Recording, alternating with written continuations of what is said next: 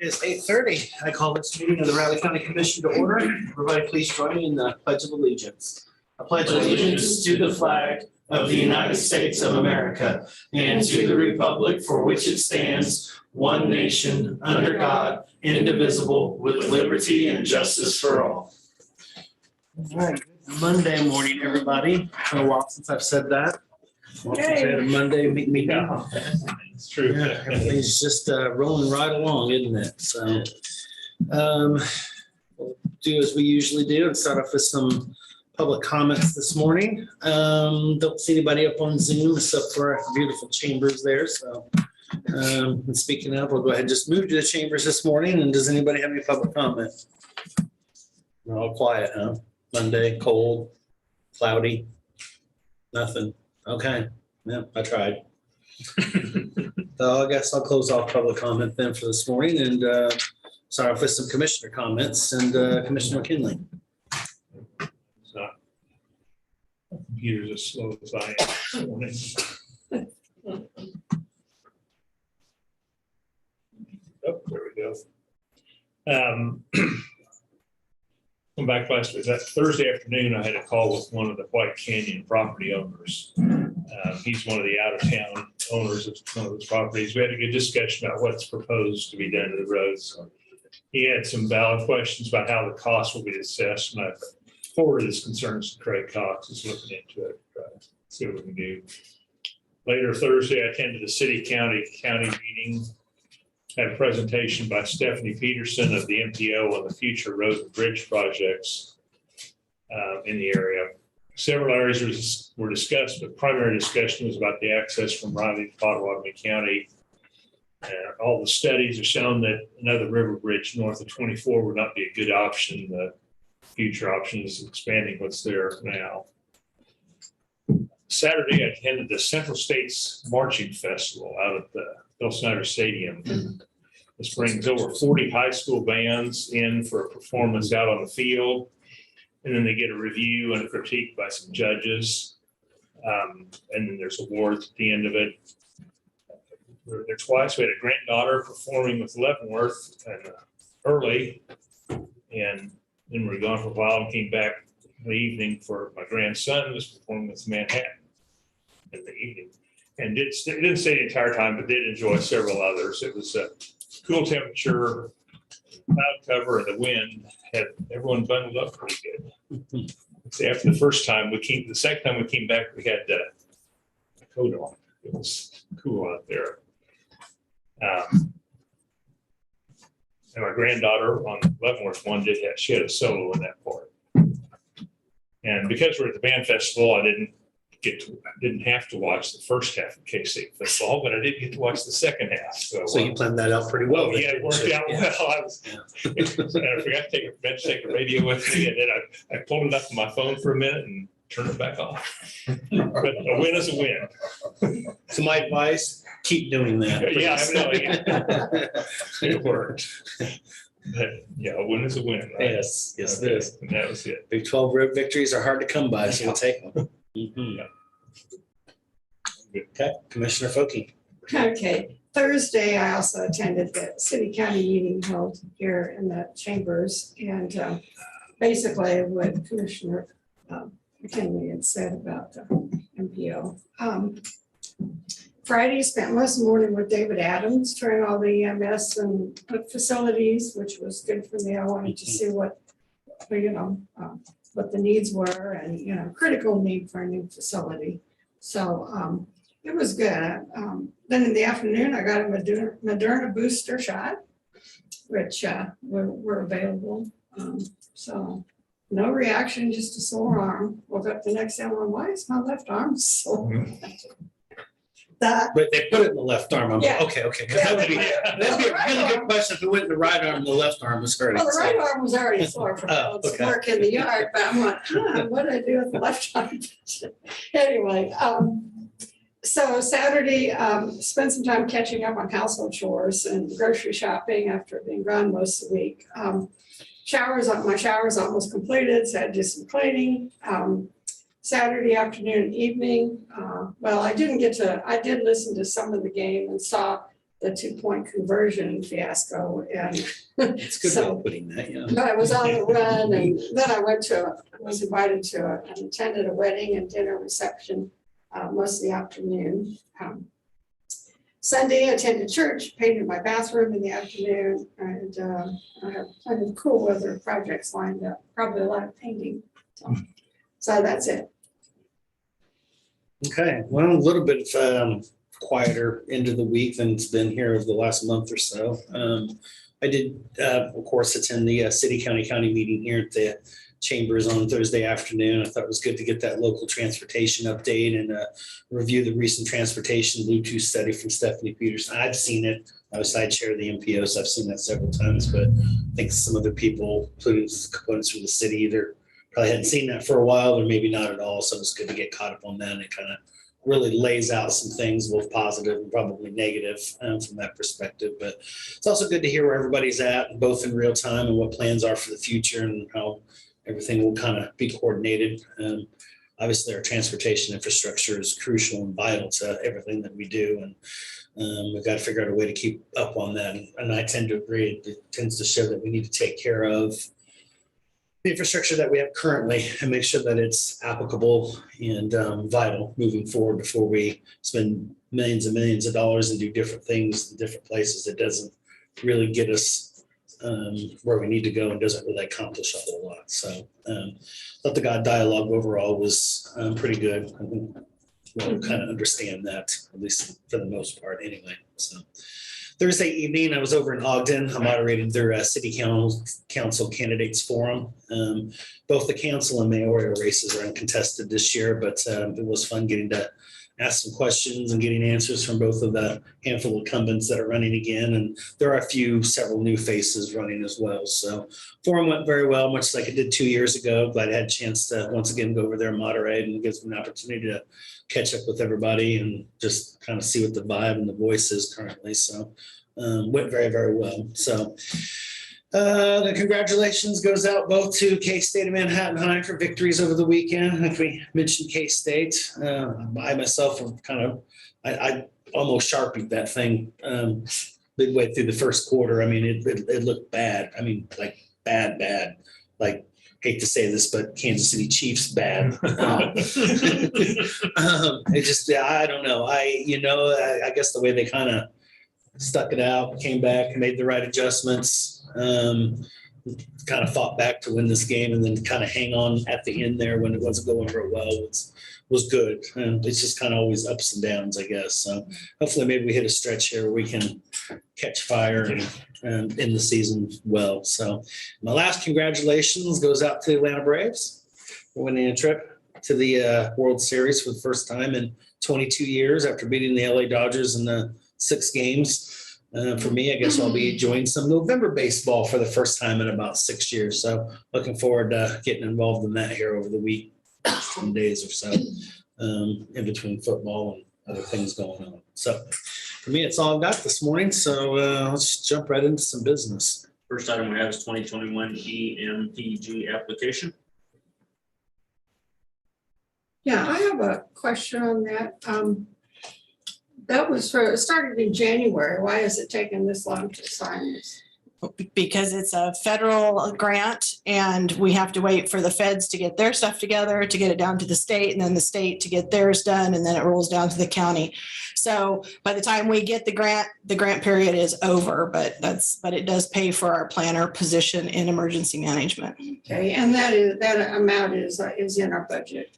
Yes, for $31,659. All right, thank you. Yes. You could have said FEMA and that would have, Yeah, that would have, that would have taken care of it. Instead of each step of the Right. snowball. Got it. Although it's good for everybody who's listening to know that there is a process behind all those, that's for sure. So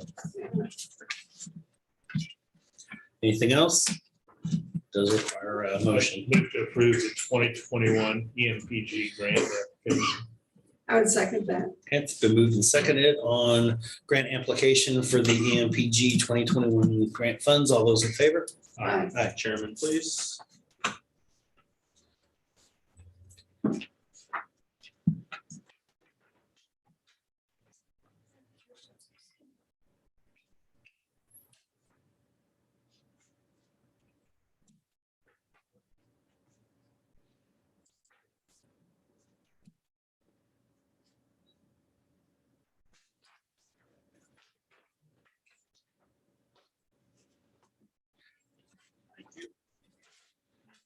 have is KSU Next Gen 911 agreement.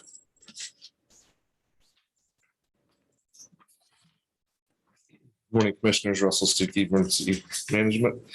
This is an agreement that was started before I started. And finally, after review by K-State and us a couple of different times, it's agreeable to all parties. K-State has signed it. Our legal has reviewed it. It is basically an agreement that allows K-State to get what they call 1.5 next generation 911 consoles for their police department dispatch center. They can only get those through the county. The counties are the only ones that can actually get them. And so it'll be the 911 fund will pay the bill and then KSU will reimburse us. So there'll be no net impact to us financially. And what it allows is when a 911 call comes into our dispatch center and then they transfer it to KSU, KSU will be able to get all the information where now they don't necessarily get all the next gen 911 information. And their current consoles are failing, so they need to do something different. And this is the preferred way to go.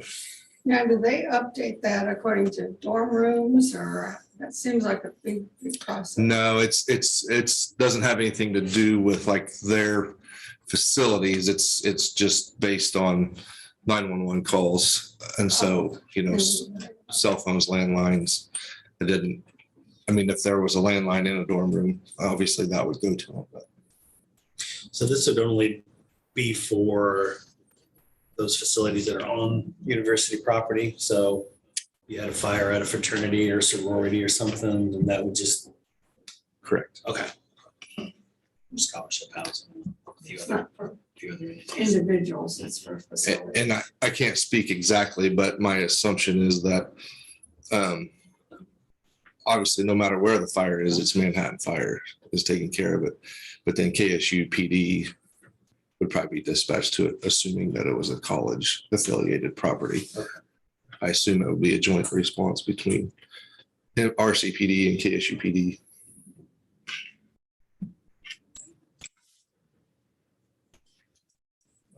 I moved to approve the next gen 911 agreement with KSU. I would second that. There's a motion and a second on approval of the next gen agreement with Kansas State University. All those in favor? Aye. Chairman, please. Getting- Are you getting this separation? It's, Is yours separating like that? no, but my, I talked to Tyler, somebody did some formatting of this thing. Yeah, there's something, yeah, Actually, mine's fine. this one's just split up. When I usually use the split view, Uh-huh. only the one off the right side is only half of the picture. Yeah. Yeah, except the split screen, but yeah. Yeah, this isn't the split screen, it's a regular screen, it's just, Yes. yeah, the whole thing is split like that, the Yeah, whole. see, this is what, Oh, you split screen, it doesn't. well, if you go on the regular screen, this is the kind of split. Well, I got it. So No, it's, mine's doing okay on the regular. It's just on the split screen, and it shows. And Tyler messed with it, said he told me that. So, well, it's too close to He's Halloween, I gonna guess. put a work order in. It's Halloween. Yeah, it's Halloween got into the computer. Next item we have is Veterans Day proclamation.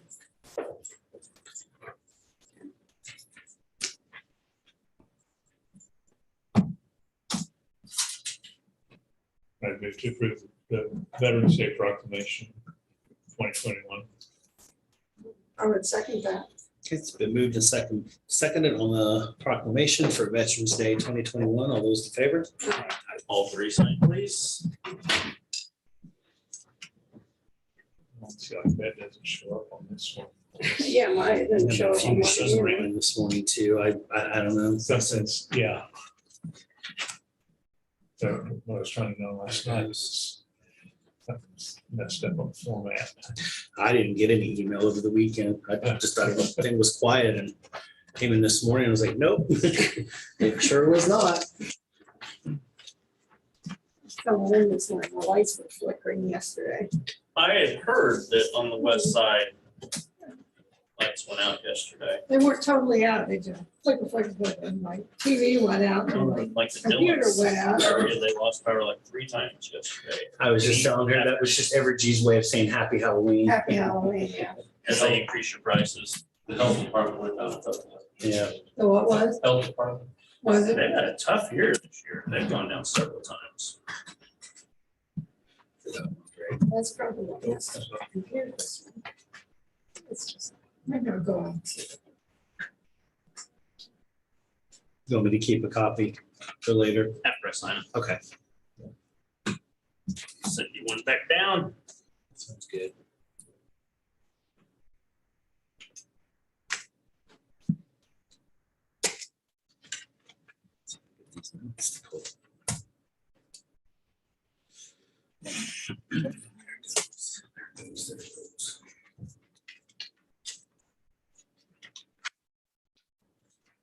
Please.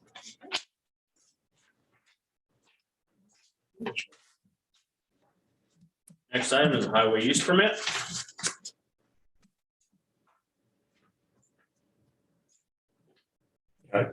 Pardon me, move to approve the highway use permit for Evergy. I would second that. It's been moved and seconded on the highway use permit for Evergy. All those in favor? All right. See, that fixed it. Did it? Yeah, fix it. Chairman, please. I went out, Went in came and back out. in, it fixed it. Yeah, I did. I've done that several times. So far, so good.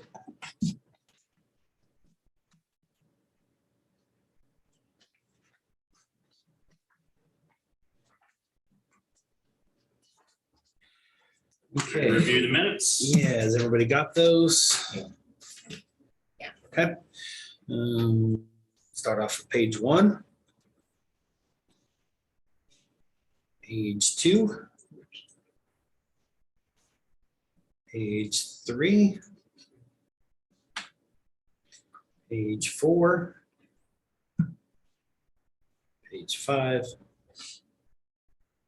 Page 6. Page 7. Page 8. That one. Under item 13, Gotcha. you gotta repeat, there's several of them through here. Double repeat what? After the, says the board approved or signed the, after the vote thing, does the same thing twice.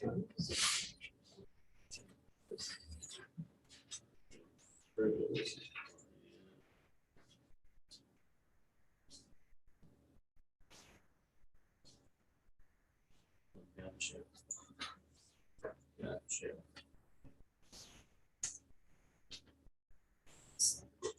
Yeah.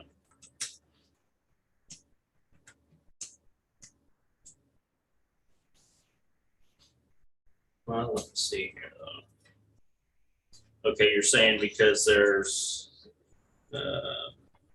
Public notice. This is the public. move to health. approve, no state travel requests, still are in position.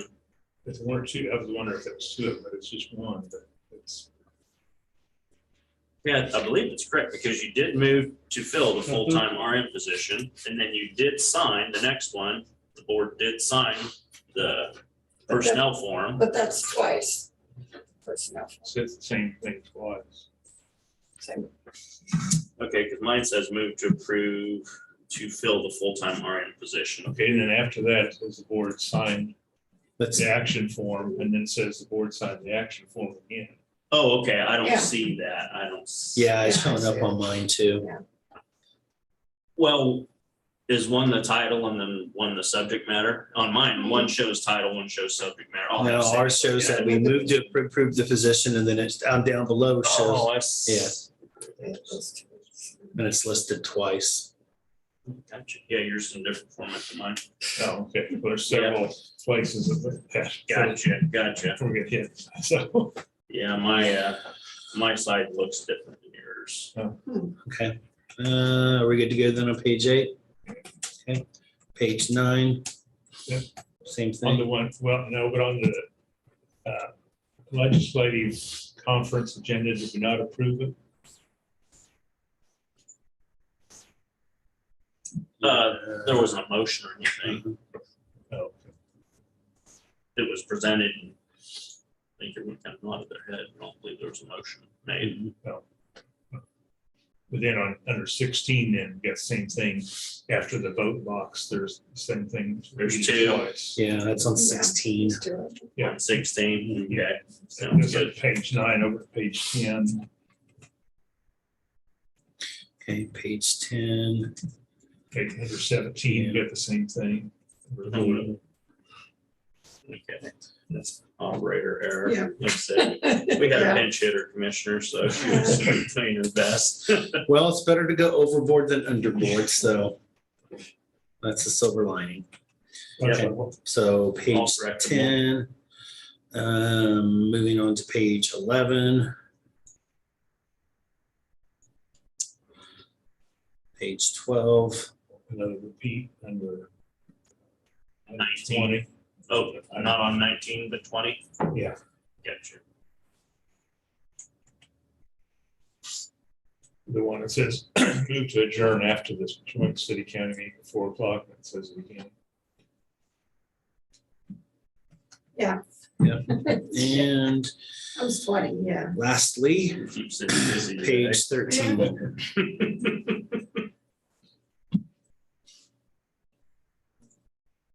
Okay, I would make a motion to approve the minutes from October 21st, 2021 as corrected. I'll second. Okay, it's been moved and seconded on approval of the amended agenda from the October 21st, 2021 BOCC meeting. All those in favor? Aye.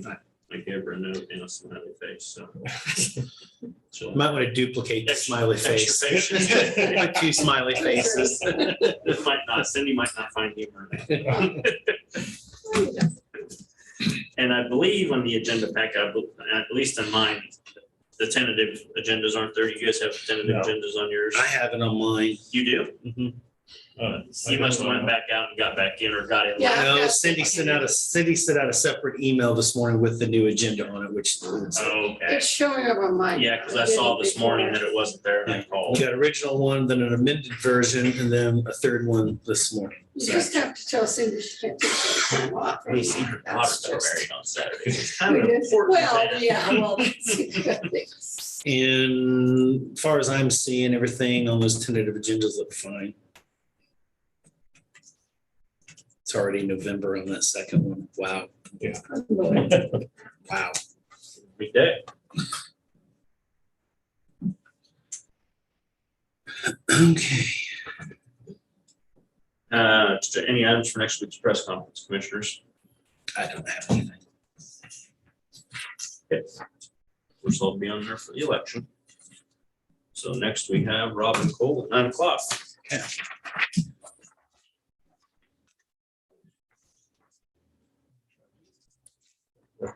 Getting out of it. That's Charlie. In again and see if it works. How you doing? Great, man. Good. Good to see you. We got here late, I guess. We didn't make any comments, so. Did you have some comments for the board? I got a comment for you. For me? Don't we all? Well, I'll talk to you after the meeting. I got time now. You got time? Yeah. Yeah, I got time.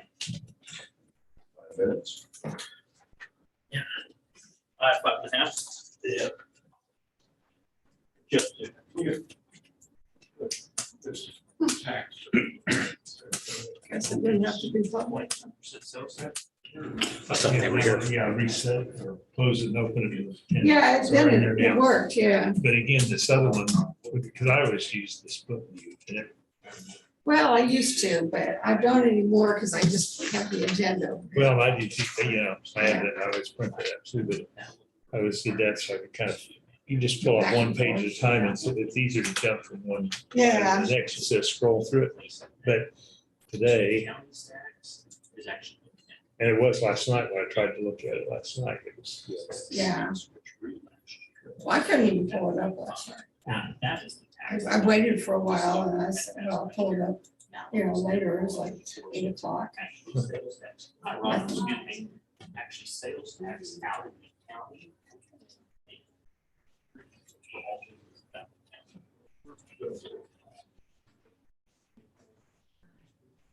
Hi, Robin. Good morning. Morning. Yeah, Hi. 7.2, correct, 7.2, Good. correct. Do you have any place to be? Not till you just mentioned it. And now that I mentioned it, yeah. maybe. Oh, it's chill. What's that? Keep you off balance, Mr. Carnes. Yeah.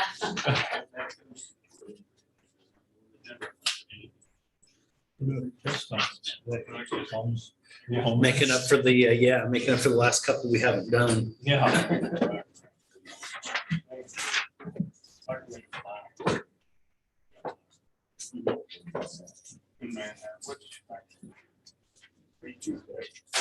It's fall.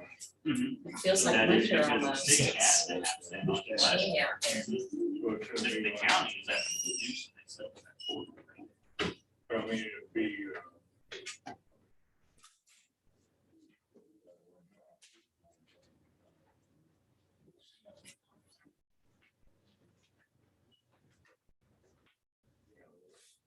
Since everything else was repeated, I wondered if that's why I let the legislature. No. But except for The commissioners.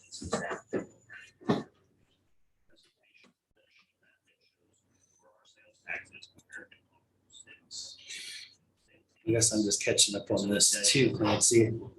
I'm assuming that scan thing you sent us was that dissenting opinion on the. Yes, I had a long conversation with Chairman Eiler from Johnson County on that. He said it was pretty spot on. So, Yeah, it's good, but it's a dissent, and it's a dissent from a retiring judge. yeah, But they should give, it gives a great history. yeah. That's what I thought the primary virtue. Gotcha. Yeah, I haven't read it. It's, the rest of it's like all opinions, it's kind of a little tough to plow through.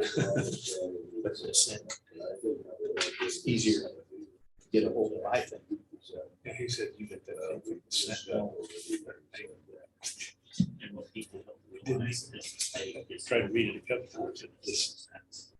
It's just, it's, yeah. Somebody just ran. Yeah, without it's- knowing any facts.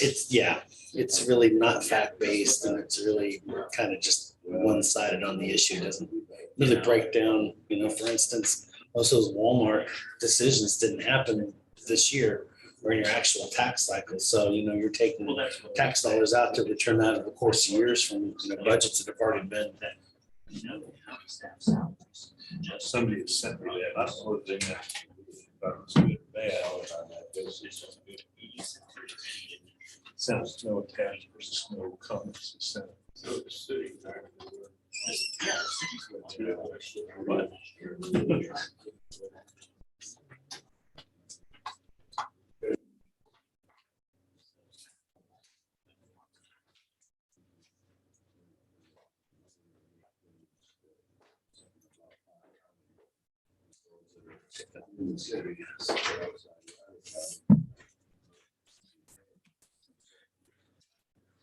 Keeps us whole and the portion we collect will also finish.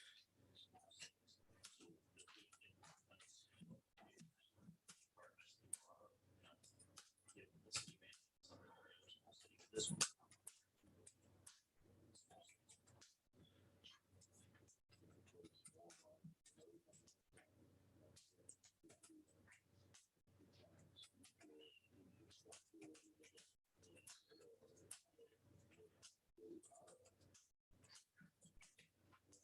But for that, they weren't charging them over there. I think again, how many people they got hired.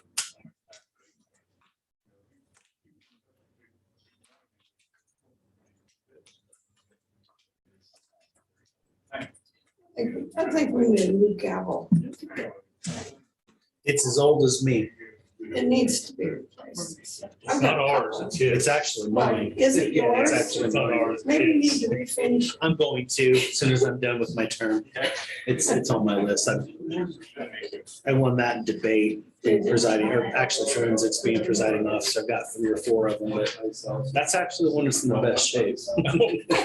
I've got a couple of them.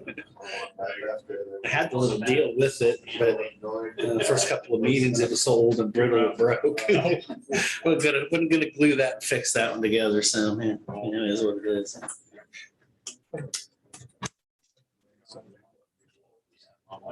He's been making some. Mallet. He's been making some balance. This one came with, usually it has the little metal deal and it has something engraved. Yeah, That one actually came on the bottom around it. So, yeah, I got it, but I don't have the plate anymore. So with that, it's 9 o'clock, Robin. So And that's why these guys. Awesome. Good morning. good morning. Wasn't quite prepared for the cool weather this morning, but that's A lot of okay. people wore it. Yeah. It's a lot cooler than it was yesterday. You bet. He's coming. Go ahead, Bob. Okay, okay. So we have a lot of exciting things going on at Pawnee. Yesterday was K-State's homecoming 5K race. And this year, they named Pawnee Mental Health as their beneficiary, which was a really awesome honor. First time that Pawnee has ever been recognized in that way by Kansas State University. So that was really exciting. We were out there, had a display set up with information about Pawnee Mental Health and some giveaways.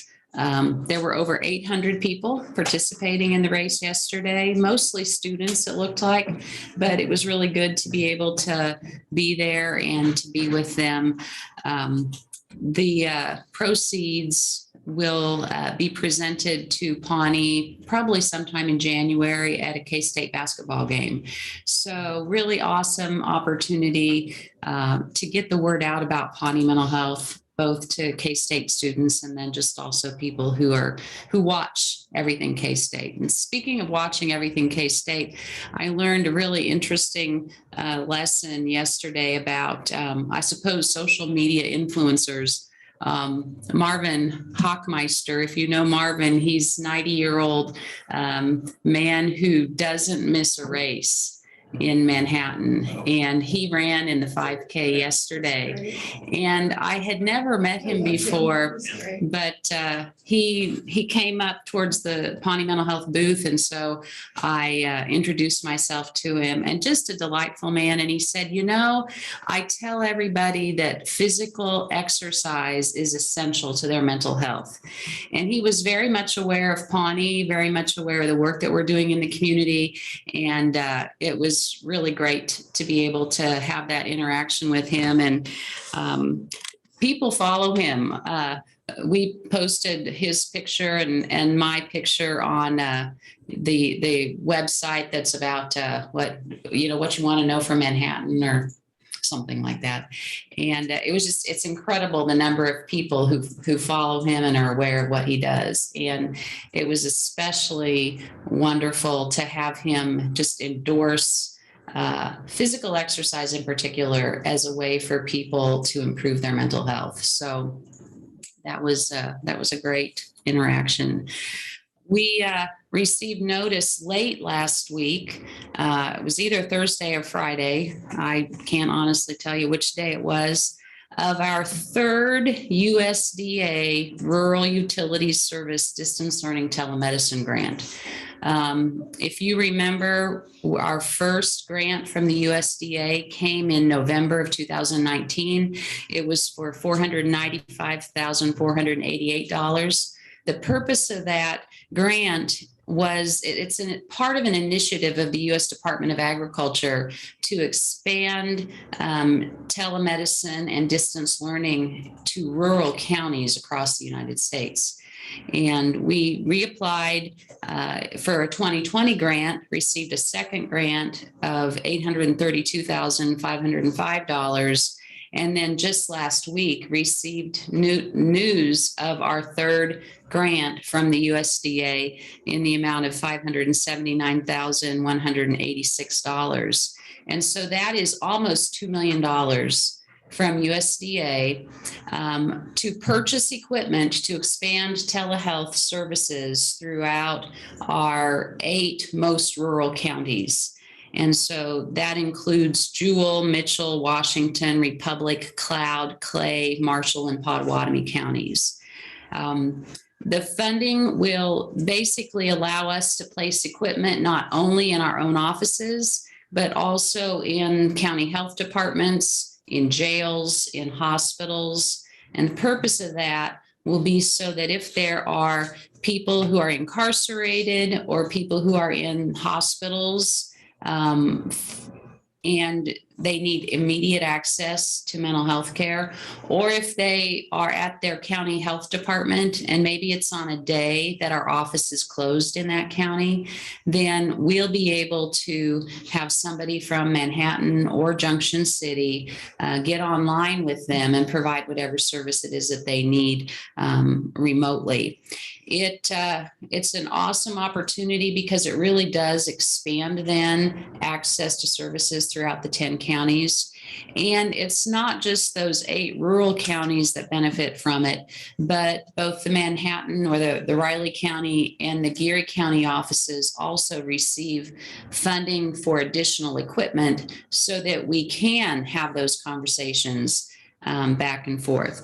And what's also nice about this is that while the priority certainly is for us to be able to deliver mental health care, the jails, the health departments, the hospitals are not restricted to use that equipment only for communicating with Pawnee Mental Health. They can use that equipment for any of their rural telehealth needs, or if there are also distance learning needs. And so it really is an enhancement of services to our 10 county service area. So we're very appreciative of that. Senator Jerry Moran was here in Manhattan, both with the first and second awards. And we've received a letter of a note of congratulations from him. And I would expect that he'll probably meet with us again as we receive this 3rd award. So that's very exciting news for us. The other thing that is just very exciting is that this is our 65th year, 65 years. Can you believe that? Pawnee Mental Health opened its doors on November 19th, 1956 as the Riley County Mental Health Center. And it was a single person. Rick Shanline was both the therapist and he was also the director of the Riley County Mental Health Center. His office was in what is now Lafine Health Center, just a single office there. And he served 97 Riley County citizens that very first year, 65 years ago. And so we're celebrating our 65th anniversary with a number of different events. Last Tuesday, we were in Junction City and had a 65th anniversary celebration there with our staff, our board, local stakeholders. And then this Thursday, we'll be in Concordia. We'll have a similar kind of an event there. We'll pull in stakeholders, commissioners, board members from across the 5 counties in the western part of our service area. And then in Manhattan, we're doing things a little bit differently. On November 4th, we're having what is actually our 3rd annual Driving the Dream fundraising event. And so it'll be similar to what we did 2 years ago. Last year, of course, Driving the Dream, the tires fell off of Driving the Dream because of COVID. And so we weren't able to have the event last year. But this year, we'll be holding it live at the Dream Car Collection. It's from 5:30 to 9 o'clock on Thursday, November 4th. There'll be dinner and a live auction. Our goal is to raise $65,000 for 65 years. And when you think about it, it's just $1,000 a year for each year that we've been in operation in Riley County. So seems like a pretty reasonable thing for us to be able to do. Tickets are $50 a piece. Seating is limited, so we're encouraging people to get their tickets as soon as they can. There's a lot of exciting kinds of things that'll be available during the live auction. So including golfing for 4 at Prairie Dunes. For people who golf, I golf out at Wildcat Creek on mini golf, and that's about as good as I can do. But Better than I am. yeah, I'm not saying I'm good at it. I'm just saying I can do it. RC McGraw's is giving us a tailgate for 20. I mean, there's lots of different examples of opportunities for people to contribute to Pawnee mental health, but to also be able to go home with some really cool things. We are also having a silent auction, and that silent auction is actually live right now. You can access the silent auction through either Pawnee's website, or you can access it through Tomat Auctions. Mike Tomat and Tomat Auctions is helping us. So Dave Lewis will be the master of ceremonies at the live auction, and then Mike Tomat will be actually conducting the live auction as well as managing the silent auction. So I would definitely encourage you to both check out the silent auction, which you can either access it through Pawnee Mental Health's website, or you can access it directly through Tomat Auctions. It's available either way. And then would also love to see you at the dinner and live auction. And if you haven't seen that dream car collection, it's a pretty interesting collection of cars. It's frequently changing. And so we're looking forward to that event and are definitely glad that we're going to be able to hold it in person this year. So What was the time on that? it's we'll open the doors at 5:30, Okay. and then the dinner itself starts at 6:15, and there'll be a program that will go until 8, and then at 8 o'clock the live auction will begin. Currently, I've got a scheduling conflict, so I don't know I'm going to be able to make it yet, but I'm trying. It'd be awesome if I know that And what was the date again? November 4th. Okay.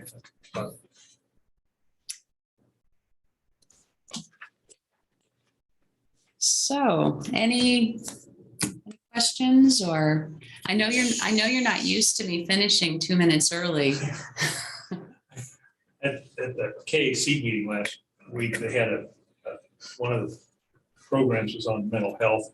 And I don't know if it's restructuring, at least restructuring the funding for CCB. Yes. Whole string of letters. Yes. I didn't bring my notes. CCBHC. BH, okay. Yes. I knew there was a whole CC and a bunch of. letters. Yes, They kind of went over it. It sounds like a pretty good program. it is. And And I talked to the lady. was that- Michelle Ponce. And she said, you guys had applied for it, but didn't make it. That's right. Hoping we get it on the next. That's one. right.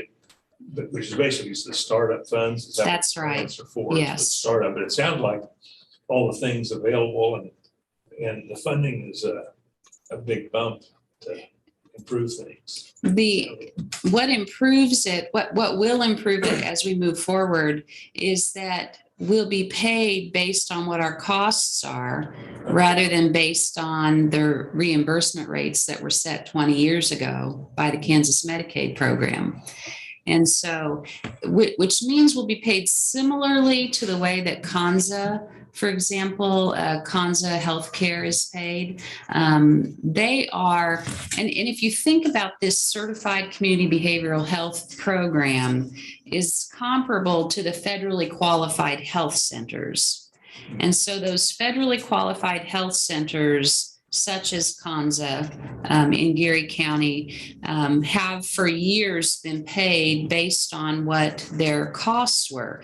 And the payments we're talking about in particular are their Medicaid payments. Whereas the community mental health centers have been paid, again, based on fees that were established decades ago. And so it's been difficult for us to be able to recruit and retain staff because we haven't been competitive, for example, with the federally qualified health centers. But this will position us to be able to be paid based on what it costs us to provide the services, rather than on old rates. So the federal grants are the startup grants, which are meant to help community mental health centers begin making some of the changes that they need to make to be able to meet the criteria. And it is federally defined criteria for certified community behavioral health centers. But Kansas had to pass legislation that would allow for the Medicaid program to recognize CCBHCs and to pay them based on their costs. And the legislature did pass that legislation this last spring.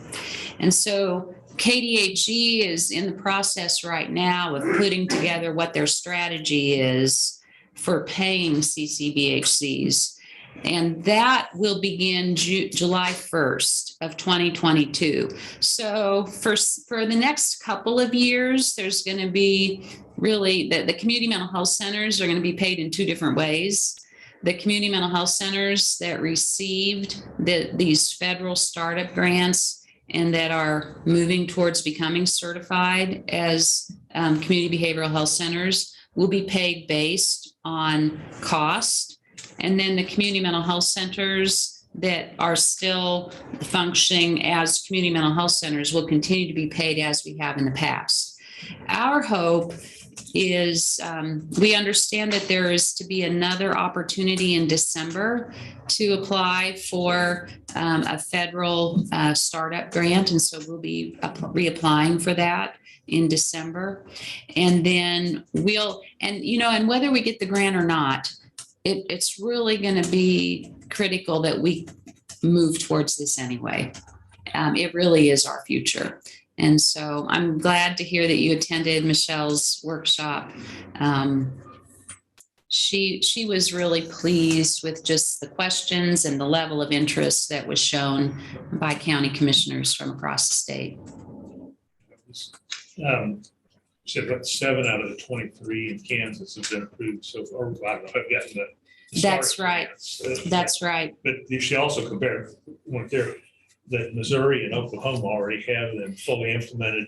And they said, especially on the border states, you're losing employees. That's across the right. state lines because they can pay instead up to 40%. That's right. Hey.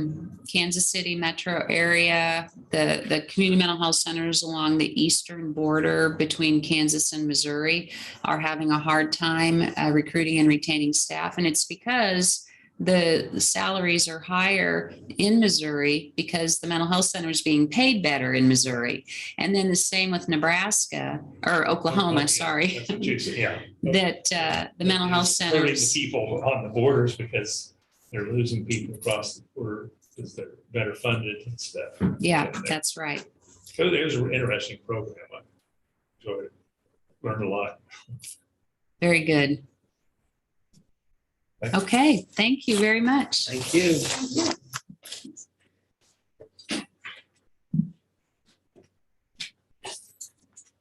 How you doing, David? Good, how are you? All right. Quickly. Sir. Thanks, sir. But Go ahead, Dave. We're running a little behind. Absolutely. Good morning, Commissioners. David Adams, EMS Ambulance Director with my monthly updates. We're a week behind. You guys were attending the KAC conference, and after talking to Catherine and then just hearing what you had to say, sounds like you got a lot of good information. So excellent. All right, so we'll start off with operations. September, we had 497 calls for service, which again is breaking records for us. So I think if we hit 500 in a month, I think the crew's going to throw me in a dunk tank or something. We're just. If there's 3 of us, we have cell phones. We can make this happen. Absolutely. I'll be there all day. I used to. We got 4, 5, 6. We can make David. And particularly this time of the year. Absolutely. Yeah. Absolutely. So Have a hot tub though.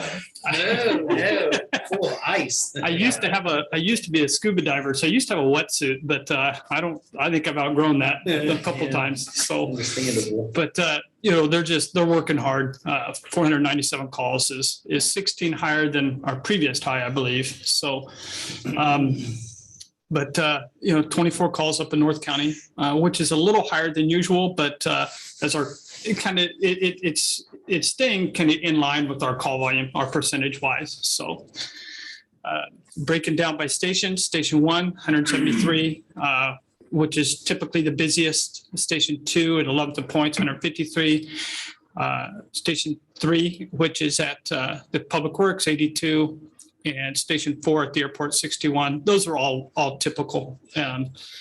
Station 1 ran a little bit more calls. There's usually not 10 or 15 call difference between Station 1 and Station 2, but nothing out of the ordinary there.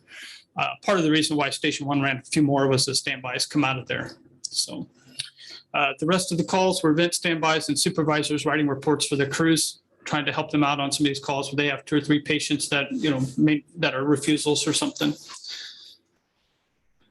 Staff continue to wear masks, as we've talked about in the past. We're looking to change that probably this week with the new FDA guidance on the Moderna booster shots and such. So we put out an email to our staff like we typically do when something like this occurs, kind of giving them a breakdown what it really means and try to answer some of their questions. But my guess is we're going to change that guideline within the next couple of days to where they don't have to wear masks in the stations as much. So we are going to encourage them to get the shot, that booster. But we're still going to leave it up to them. And, if they are exposed, then they have to follow the protocol. So. John Ellerman, Mr. Vargo, Russell Stuckey, and myself continue to work on the station project. John's getting a bunch of RFQs in, such. So I think we've got 20 as of Friday morning. 20 as of Friday. Yep. Just about 20 Fridays. Well, I can't see, I had some random person reach out to me and wanted to discuss it. And I was like, well, I can't discuss that with you, but if you want to get with the other parties and figure that out, that's fine. But now that it's on the table, I can't have that discussion with you. So we're not doing that. So.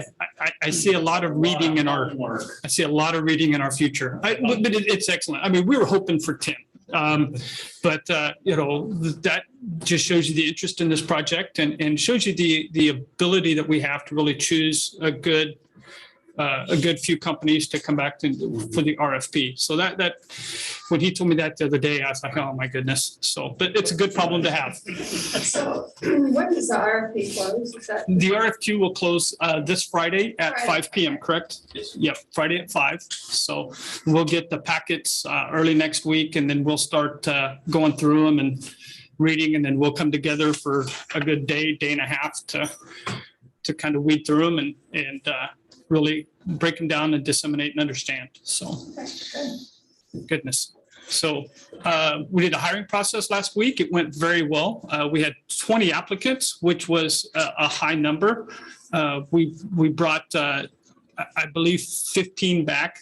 20 took the written test. We brought 15 back for practical tests and interviews. We have 4 people who are interested in our 2 full-time positions. So they will have chiefs interviews today and tomorrow. That's where Josh and I will sit down. We will read the interview questions that they were given from our interview committee last week, kind of look at their answers and then follow up with some questions based on some of those. So that's exciting. But that's a really good turnout. In the state of Kansas, where there's I believe over 100 paramedic positions open right now, and probably at least that many EMT positions open for us to get that many people here. It is really, really encouraging for us. So I'm excited about that. We're hosting the Kansas EMS Association Management Workshop here in Manhattan. It was last Thursday and Friday, and then it's again the last 2 days of this Thursday and Friday. So there's 30 leaders from across the state. We have 1 of our lieutenants in this program, but it's a fantastic workshop. And they always want to come to Manhattan. So we're always happy to host. So John's staff has been very gracious to us. We're hosting it out to Public Works, but it's really good. Josh comes up and sits in on some of the different speakers from across the state. So any questions about that? Education, we've put on another emergency pediatric care program.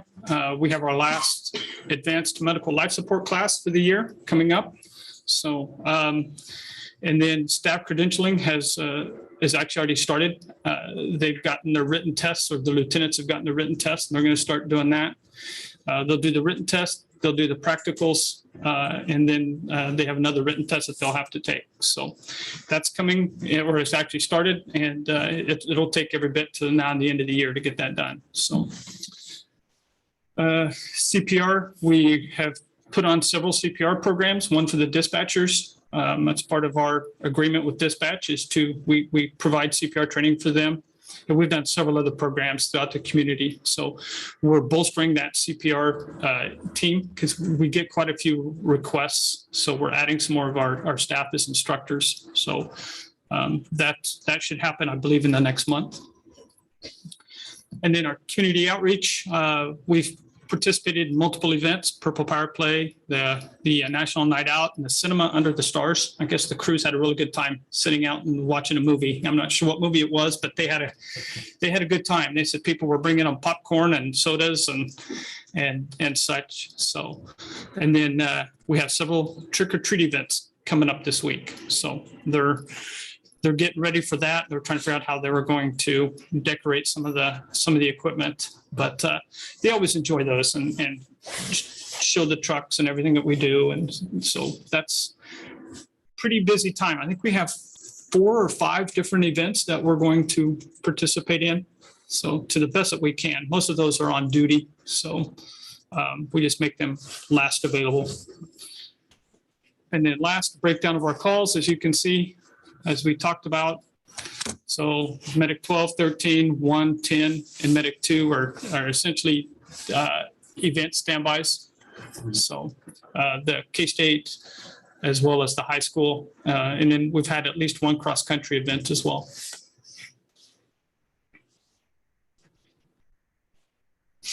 In breakdown by day of time or days of the week, I'm sorry. And it's really pretty even across the board.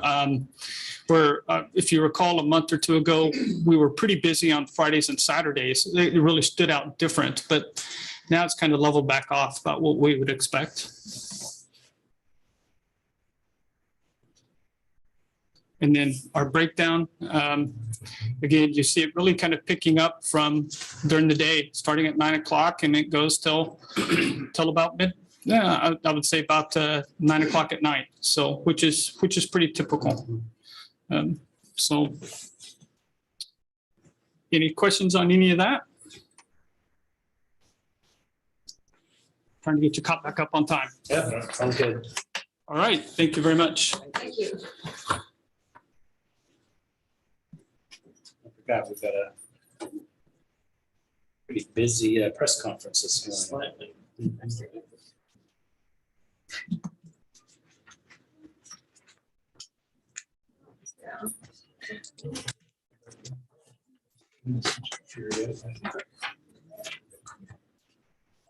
And if we want to bring people in, we have press conferences.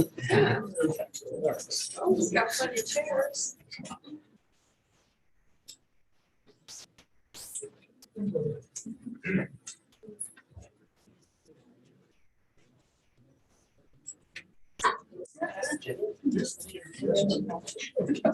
Just yes.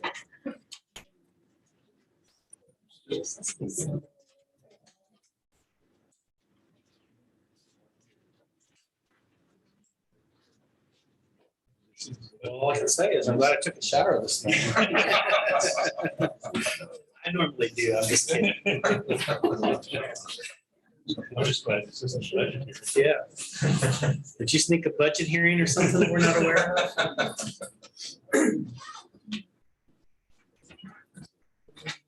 Yeah, one more.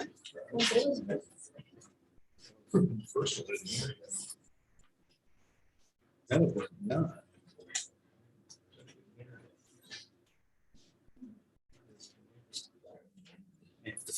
reporters here.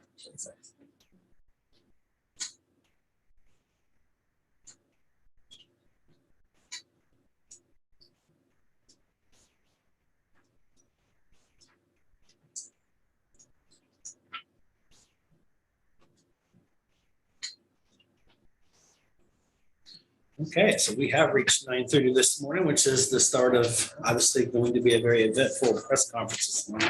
I don't see Chuck or Melody here, Me neither. so I think we will just Yep. continue to jump ahead. So who I need first is Kathy. You just join me right up here at the podium here and we'll get started this morning. So I'm gonna come around to the other side here, yeah. So I'm gonna try not to get my fingers on here, Oh, but that's okay. I want to present this.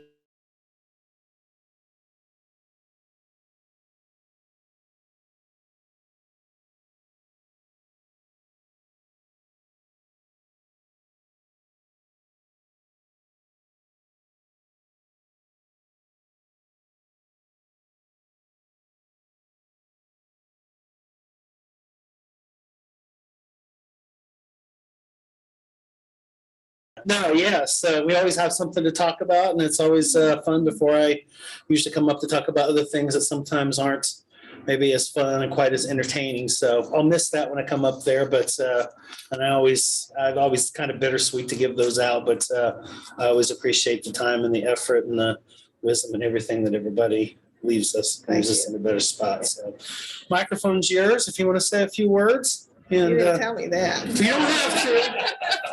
That's how we get you here to make sure you come. That's the deal there. So you have a few words to say? I know you're not short on them. No, I'm not.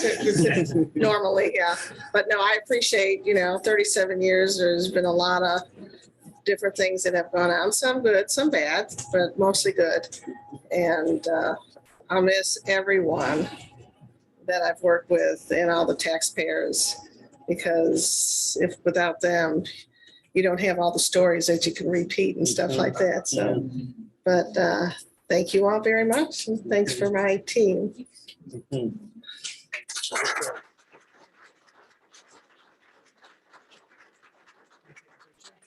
Oh, no, awesome.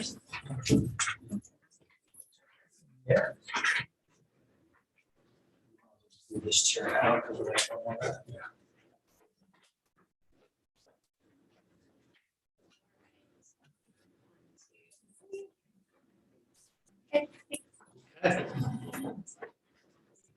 Oh, yeah, thank you. Thank you, Kathy.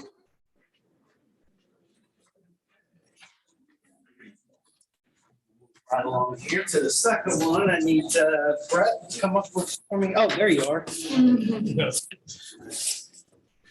I'll try not to get my fingerprints on there again, because. All right. So, are you, sir? Thank you for 14 years of Yeah, no problem. work for the county. Yeah. Very important and vital work, I might add. Yeah. And I didn't really get a chance to get to know Brett all that well or anything, because you were probably out working, but we appreciate each and every one of you. The work you do for Riley County and have done for Riley County. And once again, it's always bittersweet giving these out, but I always felt like our people are here and they Don't leave us feel in a too better bad. spot. Well, yeah, we'd rather keep people rather than lose them, but we're glad they're here when they're here. So I guess that's the Yeah. point. So We've got a bunch of good people we out there, do. so I absolutely it'll be agree. okay. Okay. All right, thanks. Yeah. Have anything else you want to say? I probably won't miss as many people as.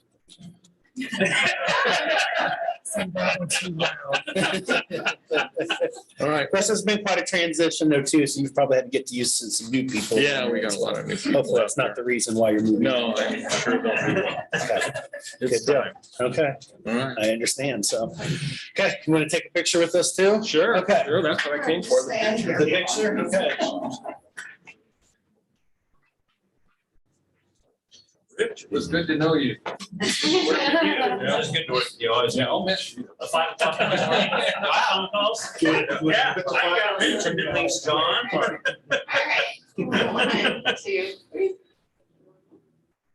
Thanks. How much did you pay him? Hey, after the bad weather, we're.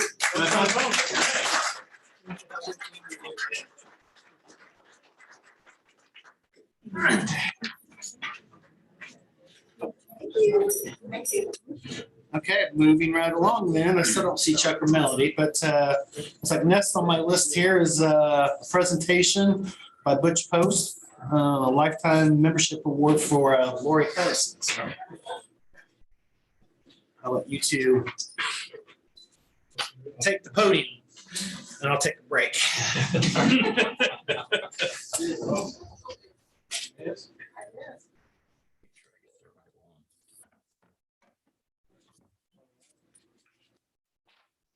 Good morning. I'm Butch Post, Brooks County Emergency Management Director and the current president of the Kansas Emergency Management Association.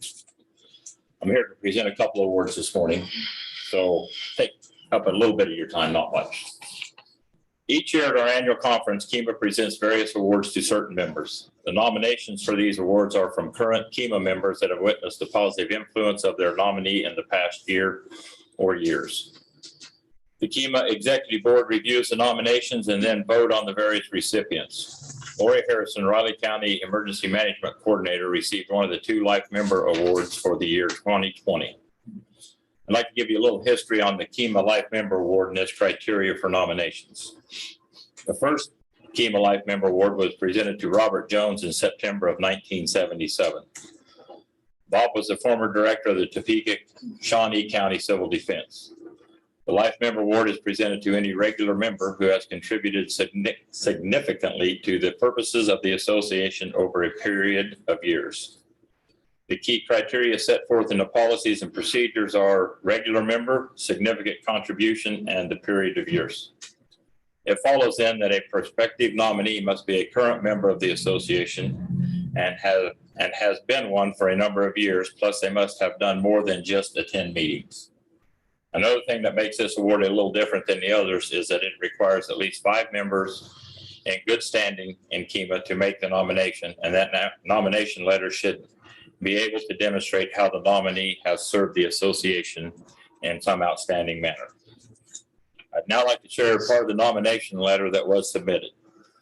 Lori has been an integral part of KEMA over the years, especially as part of KEMA leadership, which includes 2 terms as president-elect, president, and past president. She is now serving as the secretary of the association. Treasurer. Well, maybe both. You know. She takes charge, is proactive, and is always looking at what is best for the organization. Lori has been a mentor to many of the regional vice presidents over the years, including myself. As part of her job in emergency management, Lori has been deployed on many of the IMT missions in the last decade and provided both a calming and knowledgeable demeanor in trying times. Lori has served as an exemplary representative of the Northeast KEMA to the Northeast Kansas Regional Homeland Security Council and has been a project manager for the accountability equipment, which has served to better the resource management felt in the Northeast region. I've served on the KEMA board with Lori for the past 4 years and have always looked up to her and the way she handled KEMA business. She and I served on the conference committee about the past 2 years, and we were heads of that committee, which was tasked with checking on a new venue for the conference location. I can tell you, without Lori's help and leadership, that task would not have worked out as well as it did. And as president of KEMA, I am looking forward to working with Lori this year as she assumes duty of treasurer. I got it right that time. Being nominated by a minimum of 5 of your peers says a lot about Lori's work ethic and professionalism. And it's now my privilege to present the 2020 KEMA Life Member Award to Lori. Congratulations and thanks for your dedication. Thank you.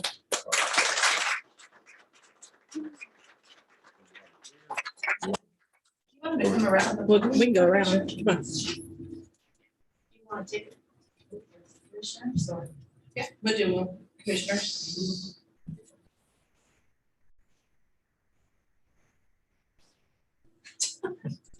It's already. Okay. All right.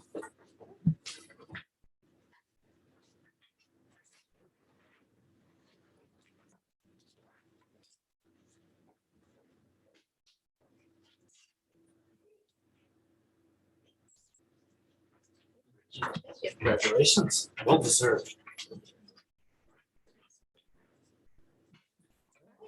Mr. Stuckey?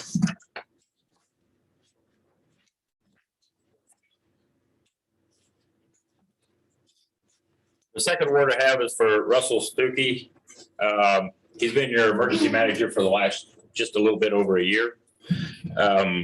Normally, I'm not sure if this is done, but I wanted to go ahead and, recognize him since we're in town. So Russell was previously the Coffee County Emergency Manager for 12 years and also the Woodson County Emergency Manager for 5 years before coming here. So in emergency management, you can do neighboring counties and stuff. There's very few in the state that do that. I mean, there's I think maybe 2 or 3 other ones that I know of. So I don't know how you get 2 counties done. I'm having enough trouble doing one. So it's kind of odd, he was president-elect when Lori was the president. So, they've kind of followed each other around and switched roles, maybe, I don't know. He was president for 2 years, started in 19, and then when COVID hit, it turned the world upside down. So he kind of set a precedent. He was actually the president for 2 years. It's normally a 1-year term. So I'm here to tell you that precedent will not be repeated this year. I will be done after 1 year. So with that, I'd like to congratulate him on job well done. Thanks, Russell.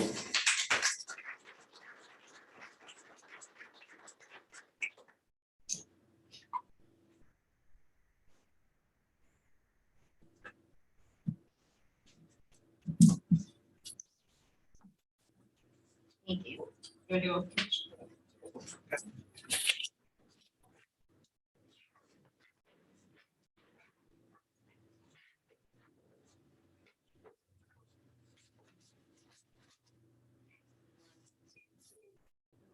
Thank you.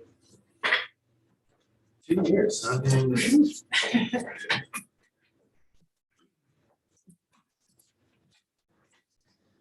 That was from before.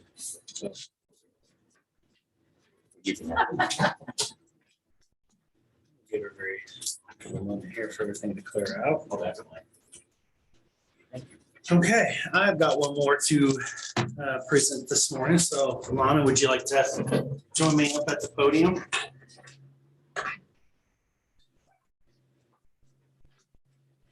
Yeah, this is really one that quite honestly, I just wish I'd never have to do. And I hope along the way, nobody ever has to do. But, with the quick and sudden passing of Cheryl, we felt it necessary to spend some time and appreciate the 40 years of dedicated service that she gave to Riley County. And I hope from someplace she's watching this morning is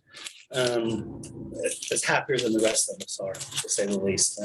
But we did feel like we needed to have something there at the museum that recognized this, and we needed to pass this along. But it's been extraordinarily difficult for each and every one of you, but we've got a token to remember her by, and I think Riley County is a much better place, having served for 40 years. So I'm going to give you this.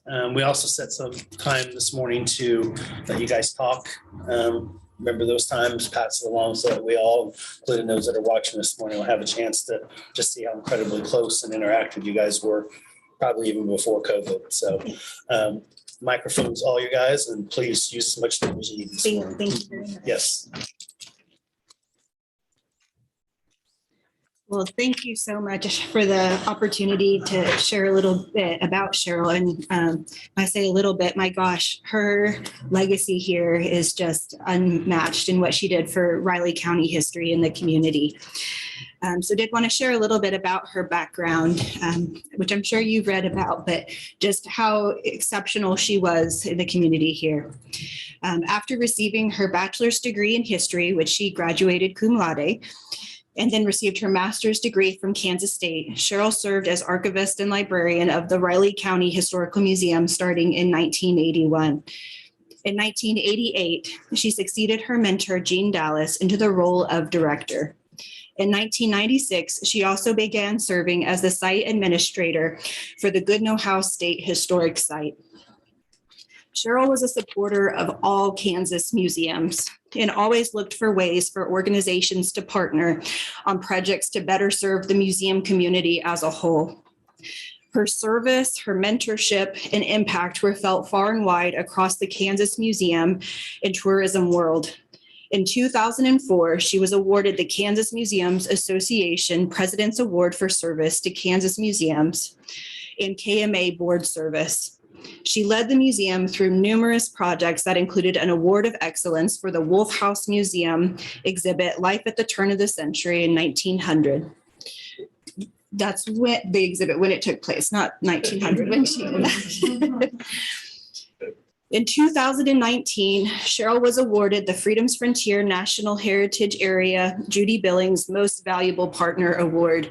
And it wasn't just 2019. She was such a valuable partner to Freedom's Frontier. As I mentioned, she was a friend to all museums and really made a point to ensure that she was working across the state.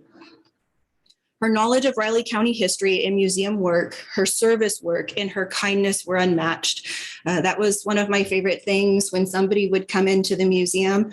I can't believe how many times she'd say, "Oh, they're my third cousin twice removed." She would know the history of that person, took a genuine interest in their story. She was a champion of history, a steadfast leader, and genuinely kind to everyone she met, and a dedicated and proud member of the Riley County community, who she shared her time and talents very generously. So we'll always remember Cheryl and the positive impact she has made on Riley County. Hi. So as you know, Cheryl was an active member in the community, serving on more than 30 professional organizations throughout her career. And I will not list them all, but I will give kind of a rundown on a few of them. They included the Arts and Humanities Association, the American Association for State and Local History, Kansas Leadership Team, President of Domestic Science Club, the Flint Hills Discovery Center Steering Committee, the Flint Hills Veterans Coalition, Governor's Council for Travel and Tourism, the Celebrate 150 Manhattan-Riley County Sesquicentennial Executive Committee, the Native Stone Scenic Byway Advisory Committee, Kansas Association of Historians, and served most recently as sheriff of the Kansas Corral of the Westerners, to name just a few. She also wrote numerous publications, including Women at Work in Manhattan, Kansas, 1890 to 1910, for the Journal of the West. Local listeners, as I'm sure many of you were able to partake, also tuned into KMAN once a month to listen to her radio program on various topics related to Riley County history. And just on a personal note, as the newest member of the team, I can't tell you how wonderful it felt to be so welcomed. She was such a generous person, and she would start off every employee evaluation saying, "We're so lucky to have you. You're doing a great job." And that means so much coming into an established workplace, and just knowing that somebody that you respect so much respects you back. So.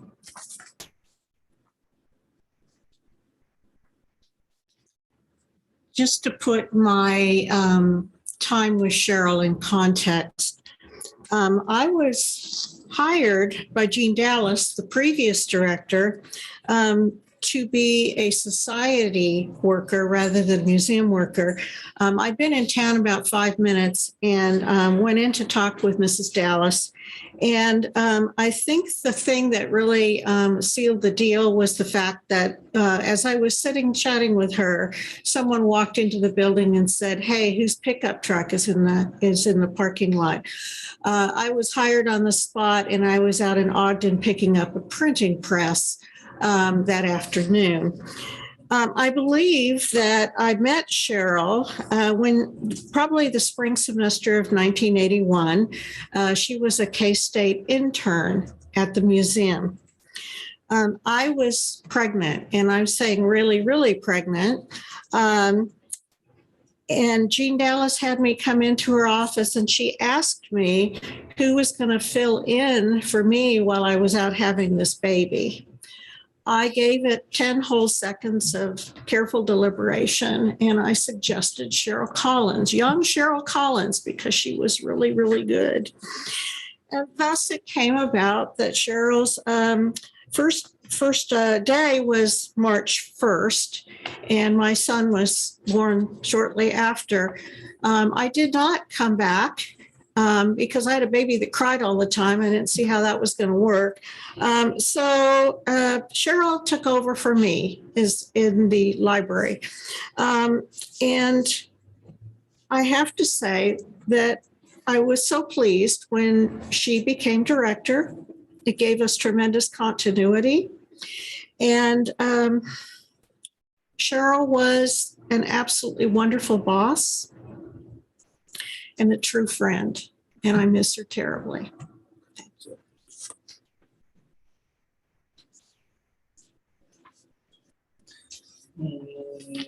That didn't seem appropriate to me. Well, thank you so much for letting us share a little bit about Cheryl. And I'm sorry, we miss her very much. She was one of a kind in all the best ways. So thank you very much. And we'd be honored to put this in the museum. Thank you.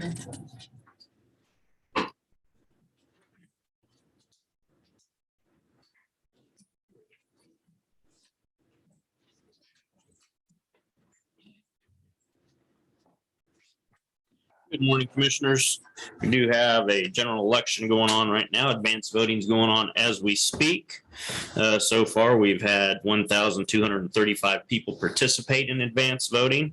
Advanced voting is open this week, 8 to 5. We'll also be open this Saturday, 8 a.m. to noon. And then by state law, we will be open on Monday, November 1st, 8 a.m. to noon, and have to close at noon by state law. Encourage people to go out there to the Riley County website. You can pull up your sample ballot, also see your polling place. Of course, advanced voting polling place is at 110 Courthouse Plaza on the second floor. Do expect participation to be increased in advanced voting this last week prior to the election day. It always does pick up. So anyone has any questions, give our office a call at 785-537-6300. Polls are open November 2nd, 7 a.m. to 7 p.m. So if anyone has any questions, give us a call. Any questions from anyone? Okay, thank you.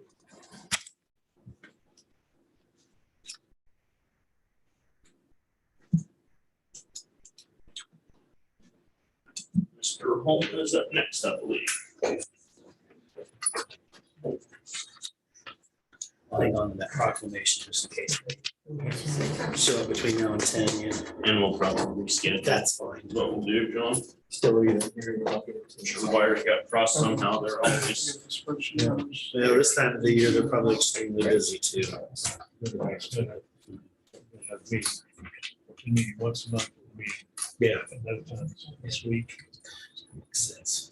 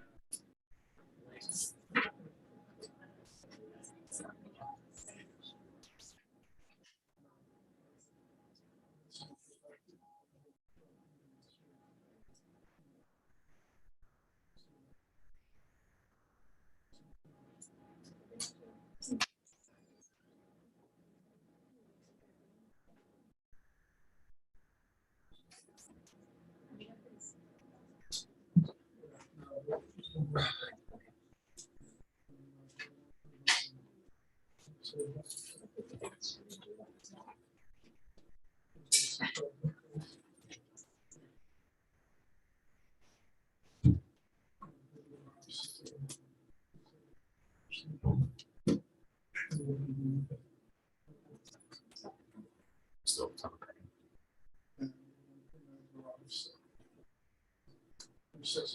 It's in the back. It's in your back. Yep.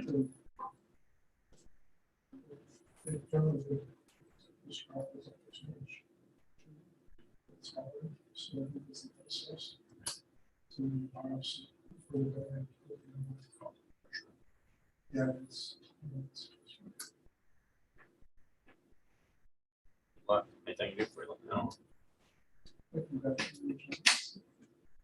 It's like getting old's not for when it's time. Getting old's not for when it's time.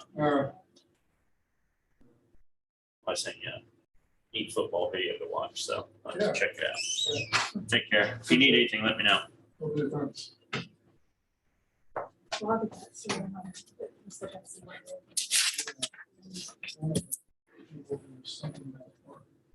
Sure.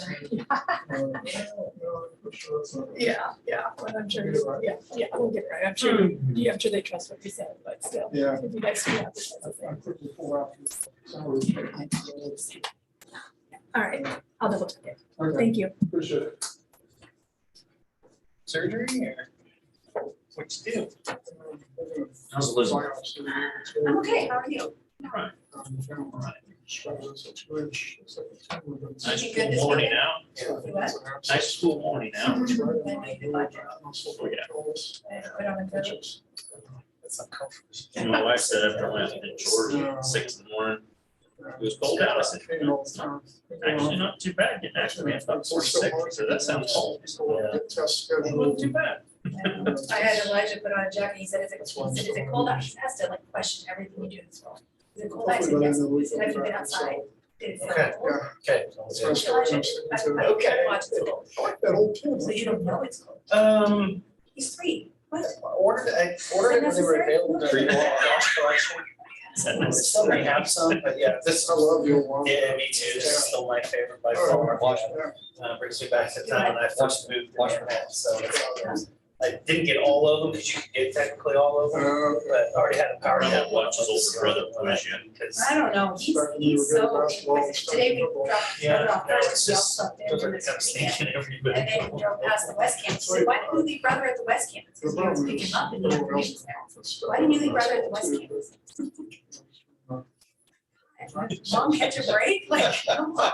You know, and then my 14-year-old thinks he's the expert driver, oh, you can't get too close to the edge, oh, you turn that corner, tough. Oh, gosh. It's time for dad to come home. And actually soon. Apple substantially improve, just in their sophomore year, but. Well, many in your life that keep you on straight and narrow. Yeah, I guess. You need to turn to the youngest one. Don't you have something you want to ask him?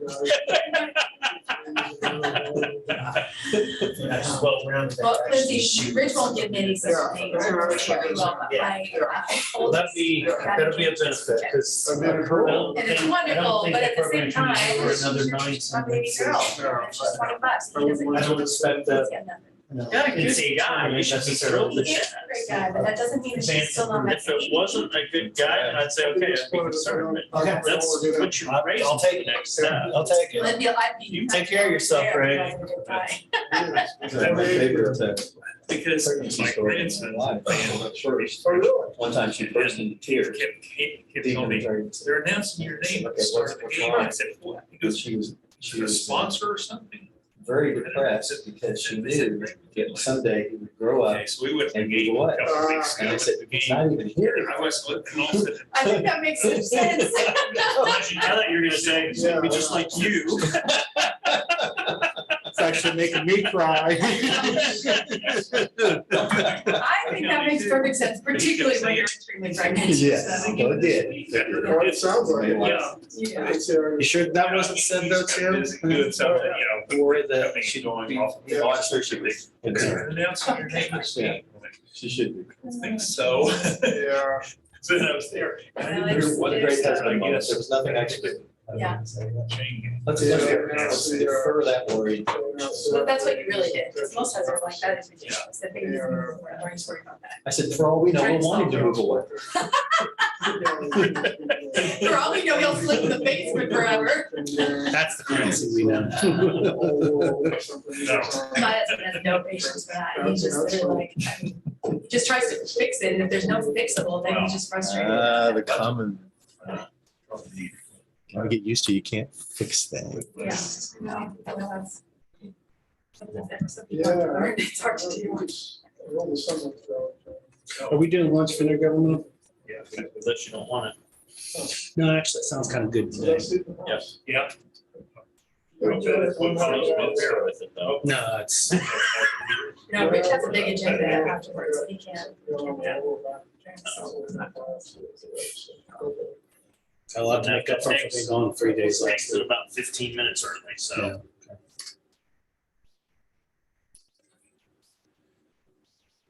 Okay, Clancy. Good morning, Commissioners. Clancy Holman, Riley County Counselor. Just to go through the project list a little bit, we've got as the bold print on the first item, the emergency radio communication system upgrade. This is an indication, this will be, for the most part, dropping. It isn't going to drop off the project list because things are going to come up from time to time. But it'll be kind of as a placeholder as items come up over the next 15 years. And on the First Christian Church property, there's just an indication of agreed to a request for additional time to submit the record on appeal, which is just a courtesy that's done during these kinds of proceedings. Certain time limit applies for them to assemble the record and provide it to the district court. We've got next the KC annual meeting. That's going to be a little bit behind because of the time lag with the conference. Most of these, what I'll try and do each time to keep them more current is be giving you projects that I managed to make entries on between Thursday and the following Wednesday. So always going to be just a little bit behind, and more so than you might expect. And an indication, we did have the of course, during the KAC annual conference, we did have our professional association always meets during that time. We've discussed it over the years, but we figure that's a good time to have it because we get an opportunity to interact with other county officials. And so we've had that in place for several years now. On the dark store issue, been putting together just some information on that, talking with Greg McHenry, of course, our local expert on dark store. And we've got just been discussing with him. I was working with him on the issues that I used for the panel discussion during the KAC annual conference. And also, quite frankly, on some information that you'll be seeing during the legislative conference with our legislative delegation in early November. On constitutional protection of county home rule, again, just indicating some work on that for the presentation that you saw for the County Commissioners Association. The aerobic presentation to the County Commissioners Association. And then let's see here. Next item, just some indication of staff meetings on various items. I did hear that one of the principals of Whit O'Brien was actually at KAC. I did not see the email until after the conference. I got to talk to him. Did you? Yeah, he was in the session, the large counties group. Was he? Yeah. I told him I was so behind on email. I responded to his email this morning and said, I didn't know you were there. Also going to be living in Shawnee, so you can just drive up there. Just drop in. You think that's okay? Oh, I don't know about that. I'll tell him. I'll tell him you said I could. He had a lot of questions. And yeah. Nobody knew it was there. He's back in the corner and then he got him said something and then he. All of a sudden, everybody wasn't back in the corner anymore. I'll bet. I'm sure we're going to do our part to keep him busy as well. Let's see. Yeah, and the rest are primarily entries of contact with staff. And again, it's never going to be absolutely complete, obviously, but trying to keep an indication of those items that you're aware of that are major projects, that kind of thing, for the most part, but also showing other activity during the week. Be glad to answer any questions you've got. Yeah, I have one. Have they set has BOCC set a date for the dark store hearing? No, the last I knew, unless Greg has something, well, which one? I mean, all those 16. Home Depot. Yeah, that decision has not come out that I'm aware of. Yeah. What I normally do is check every few days when I think of it, because Greg or Mike Montoya, I'm sure will send something out when there's a decision. But as of this moment, as far as I know, there's been no decision and there's no timeline for a decision. It's whenever they decide to do it. With their caseload and everything they're working on, I wouldn't expect it soon. I don't know. That might just pry it loose. That might be just the karma we need. So who knows? Is that the only one that they have decided to take additional hearings on? That was a unique one because it was the first petition for reconsideration, I think, that Mike Montoya said, and he's done these for years. The first one when they set for that certainly that one, the first one they set for that amount of time, they set an entire morning, 8 to noon. And as I said, the good thing is we were able to use most of it. And to go back over the record, and the opposition didn't even spend half an hour. Again, that doesn't mean anything beyond we made good use of the time. They still have to be convinced to actually change their minds. And that's, you never want to count on that because that will drive you to distraction. But you have to do it in order to preserve your right to then appeal to the courts. If you don't do the petition for reconsideration before the Board of Tax Appeals, it's one of those agencies where that's a requirement before you perfect an appeal. If you just simply write it off and don't do the petition for reconsideration, you don't get a chance to go to court. So it was worth doing in any case, but we think it was time very much well spent before this particular board. You just have to see how it turns out. Any other questions? All right, that's all I have. Thank you. One thing, commissioners, on that KAC conference and having Matt there from Little Pines and all the other counties, and those were the largest, most progressive counties. How you can see the value in hiring someone that's an outside professional to answer all those uncertainties that so many of those larger counties had that we've been on top of because of their guidance. There'd been no way last year with just a little over 90 days to try to spend that much. Yeah. We just, I mean, even if we had the knowledge internally amongst our staff, I don't think we would have the time to work through each and all those entities. And, it's just kind of a blend of those things. But remember, for that many millions of dollars last year, it cost us a little over 30,000. Mm-hmm. I heard from some court, there were a couple counties, I guess, that didn't spend any of it. Smaller counties. I had heard that. Next commissioner, you have Elizabeth Ward 1010. Sorry, Clancy. I'm not just gonna say it sounds thrifty, but it's also a real wasted opportunity. Yeah, It's an opportunity for the Better be next spent by community to get someone. some of their federal tax dollars back to use. You would have thought everyone would have had a need for some of it. But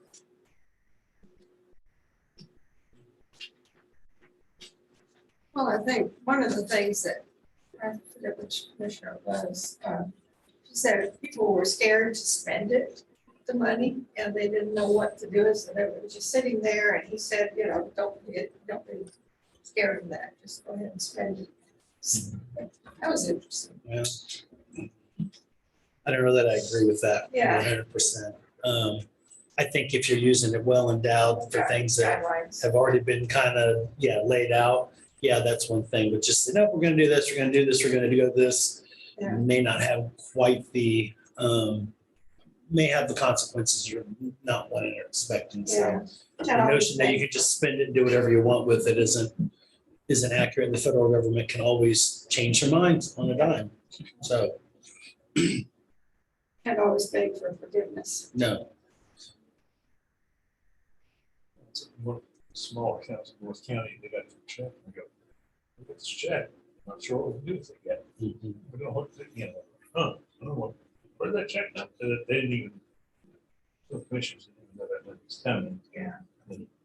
so that KAC thing, or that group, we're in that one, I think it was a commissioner up front, kind of up by you, and her statement was, well, what do you got to lose? Well, you do have future federal funding to lose if you get audited and have spent it wrong. So that was from Wyandotte County. So that's That's unified right. That's government. what she's from. And that will affect both the county and the 4 other communities that are combined: Bonner Springs, Edwardsville, North Kansas City, Kansas, and this and that. But anyway, yeah. No, there is. That's what we're doing with county. No. 5%. It's been very. Yeah, just on the edge. Okay. It might be. There's 4 of them. Yeah.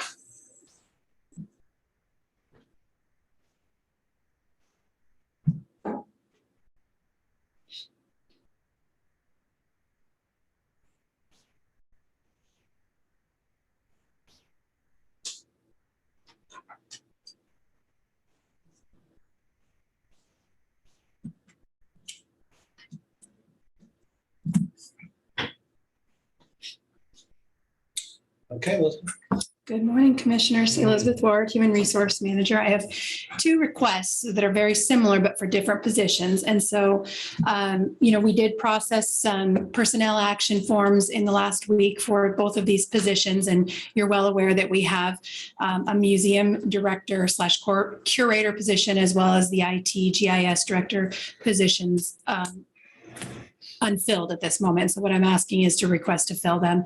I kind of went through the information, but you guys are aware of how essential these two positions are.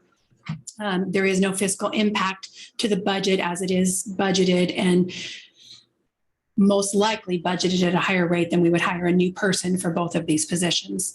And so I would ask the commissioners to please open this museum director position internally. We have a very strong internal candidate that I would like to have the commissioners and the panel interview. And at that point, if we decide that you'd like to take it externally, we can also do that after a 2-week time period. And you've spoken to her about this? I have. Yep, I have a like I said, very, very strong internal candidate, meets all of the requirements of the position description, and is potentially going to be able to meet the requirements of our directorship policies. I have a question. When you talk about the wages, it says a minimum wage is this, a maximum midpoint. Midpoint isn't midpoint. What is? When you do the math, it's not the midpoint. Yeah. I'm sorry, I'm a math guy. No, I know. I've noticed it's good. So this is actually our pay scale. This is when we went back and examined all of our positions, we have 3 different pay scales. So we have our, what we just call our Riley County pay scale. We have our EMS pay scale, and we have our professional staff pay scale. And the professional staff pay scale does not work by steps or percentage points. It works basically, we've got this range, and the midpoint for basically mid-level experience, mid-level education exceeds the minimum, but is right kind of in the middle is that 84,000. It isn't set by us, it's set by our consultant. And so the midpoint is not always exactly the middle of the range. No, it's not close to the yeah. middle, so. Yeah. Yeah. So, and that's, and when we max out, like that maximum for that position is basically saying that this is the value of Riley County, even if someone stayed an incredibly long amount of time or brought extra amount of education than what we're requiring for that position, this would be a reasonable rate. And I would take just a second to mention, and I know Rich has mentioned it multiple times, but we do feel very strongly and have some data to show us that really these minimum points are not competitive at this point. And so, so I don't want anyone to really get stuck on that minimum point.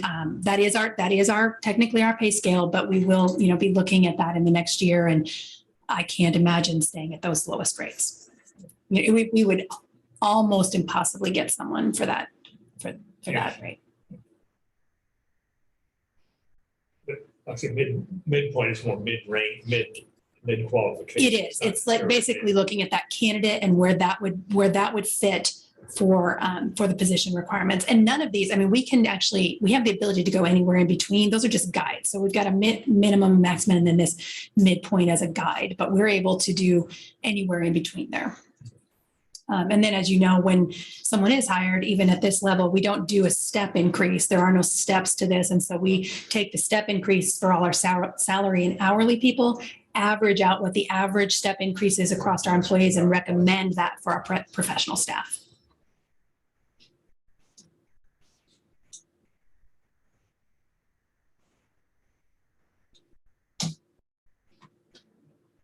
Need a motion. Okay, I would make a motion to approve the requisition to internally post the director of museum director. I'll second. I'll second. It's been moved to second on a request to internally fill the museum, Raleigh County Museum Director and Curator's position. All those in favor? Aye. All three sign, please.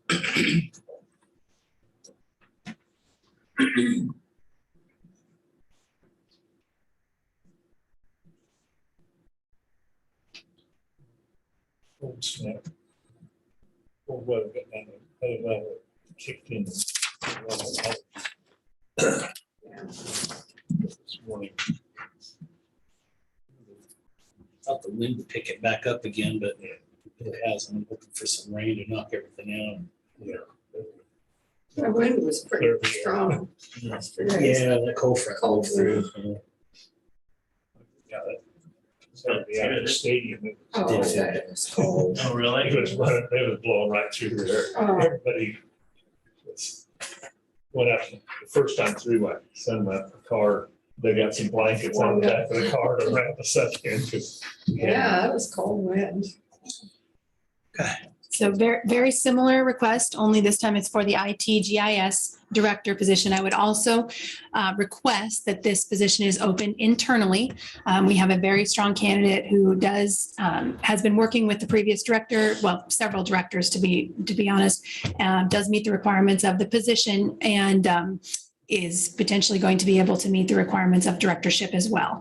So really, someone I really would like the commissioners to be able to interview and have those discussions with. You can see that it's just the same as the other position. We've got the information attached, and so you know what's required of the position. And the same conversation on those wages, right? So the minimum, the midpoint, and the where that position maxes. And again, you've spoken to the potential candidate. I have. About the requirements. I have, yes. Very positive responses. I move to approve the recommendation to internally post the director of IT GIS. I would second that.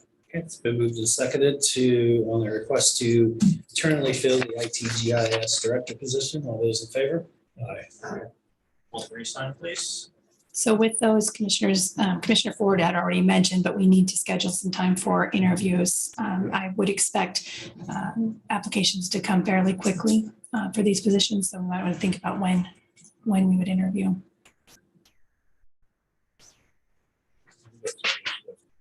Yeah. I know. We have the legislative conference on the 4th at 2 till 2. And county officials luncheon on the 8th till 1. So can I not to interpret what you're saying, but does that mean that after 2 on the 4th, you could do interviews, or are you busy?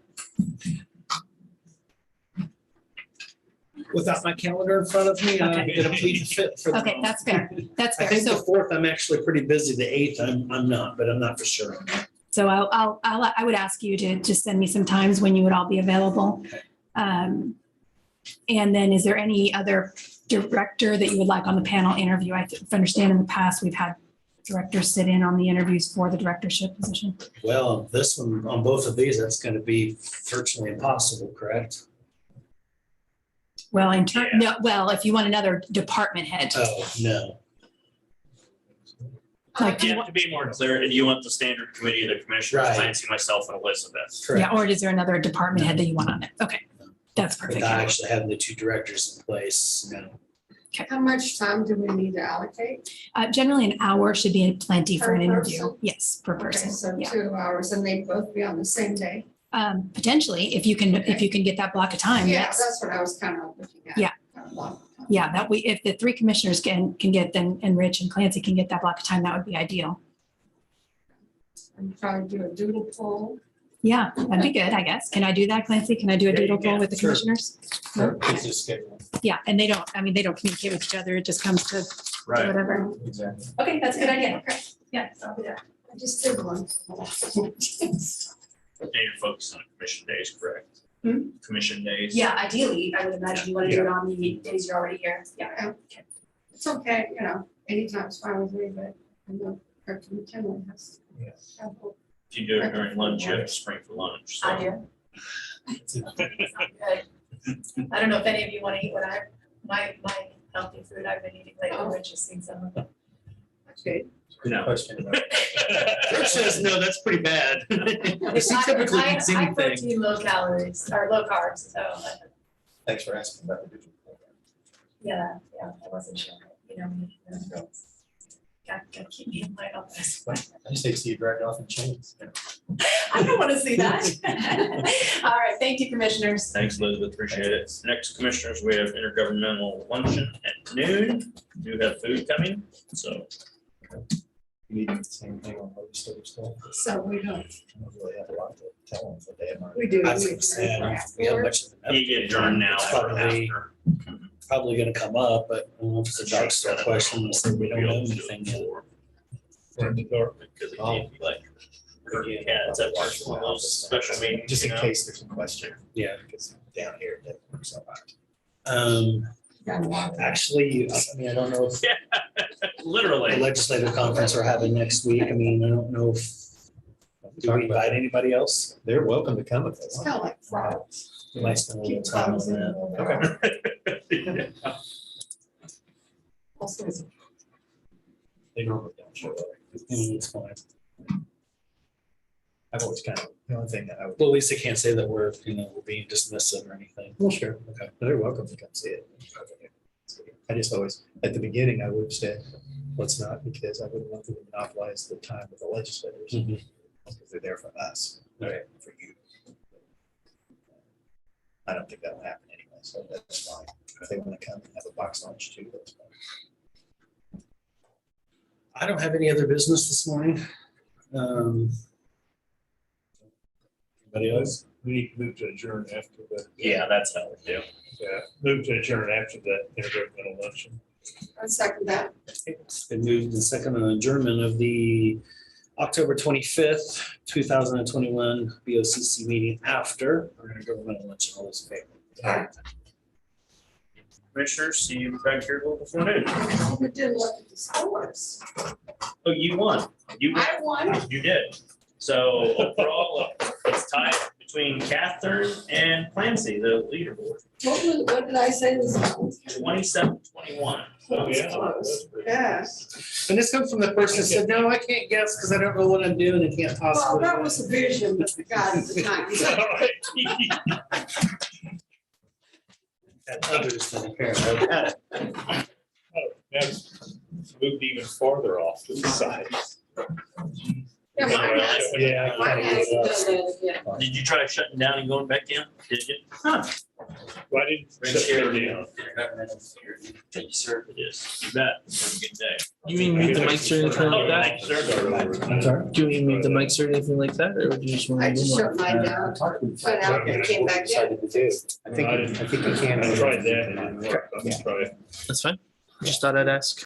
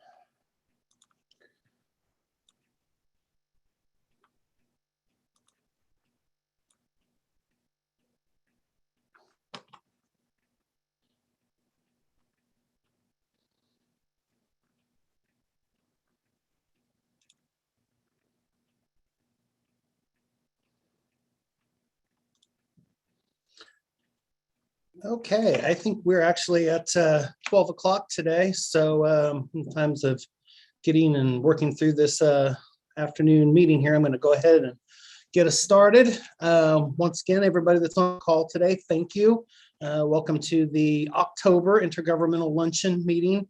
Got a couple, I think, really, really good topics, real topics to discuss this afternoon. It may or may not last the entire hour. I don't know anybody's probably complaining if it doesn't, but nonetheless, we'll get worked through it here. So just as we've kind of always done here throughout 2021, our next meeting date is Monday, November 22nd. It will be via Zoom. That will be the last meeting of the year. Starting in January, I believe the city of Manhattan will take over the luncheon, and I'll let them figure out how they want to go moving forward. So if there's no actual other questions, topics as we get into the back half of the meeting here, once again, no particular order, I'll get to each entity and let everybody have the opportunity to catch up and update us on what they've been working on. But if there's no other questions or no other things to start with here, I'll be glad to go ahead and turn it over to Julie.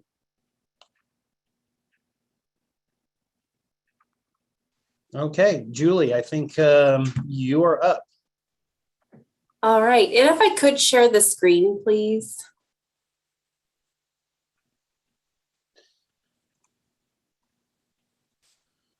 Let's see here. That's going to be IT on that end. Oh.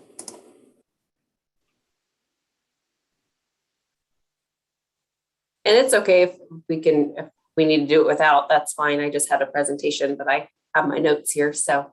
Okay, start with maybe bits and pieces of it. Maybe we'll come back to it as IT comes down. Okay, sounds good. Well, I just have a quick COVID update. So I'm going to start with our county numbers, including our cases per day and our percent positive, and then I'll give a summary on hospital numbers as well as of this morning. And then I'll go into a testing update. And then we're going to tag team this between Erin Price and myself. Erin Price is our clinic supervisor. And so she is going to go over more vaccine information. So she's going to touch on COVID vaccine as well as flu vaccine today. So I'll go ahead and get started with our case numbers. We continue to stay steady at about 8 to 10 cases per day. This is down a lot from just a few months ago. So we're very happy to see that. Our percent positive has been under 5% for the past 5 weeks. As of last week's report that came out on Thursday, we had 65 new total cases and 68 new recoveries since the previous week. Last week, our percent positive was 3.31%, and that's down from 3.91% where we were the week prior. That gives us a 14-day average percent positive of 3.64%. We usually have anywhere from 2 to about 9 COVID positive patients in the hospital at one time. As of this morning, according to Bob Koppel, there were 7 COVID positive patients in the hospital. We don't know the status of those 7, but usually the majority of them are unvaccinated individuals. The demand for testing has definitely gone down this last month. We are now testing about 1,500 people per week. KDHE is available every weekday, so Monday through Friday, 8 to 5 at the mall. They're still offering the PCR tests at the mall. We are still offering symptomatic testing here at the health department every morning. So you can call anytime throughout the day, Monday through Friday, 8 to 5, and schedule an appointment to get tested if you have symptoms. And again, we do that here at the health department. We also are here on Saturday mornings. So whether you're symptomatic or asymptomatic, you can just park behind the health department and we can get you in and get you tested. Or actually not in, you'll stay in your car and we'll come and get you tested. So every day except for Sunday, there's ways to get tested for free here in the community. And then if you need to get tested on Sunday, we usually refer people to K-Stat. We are still doing our press release every Wednesday. So every Wednesday, look for our numbers. Sometimes it's on a Thursday, especially if we have power outages or if we're really busy on that Wednesday, we'll make sure to put that out to the public that we're doing that at a later date. But usually it's every Wednesday. And that is in coordination with USD 3 to 3 so that we can get the stats up on their website as well.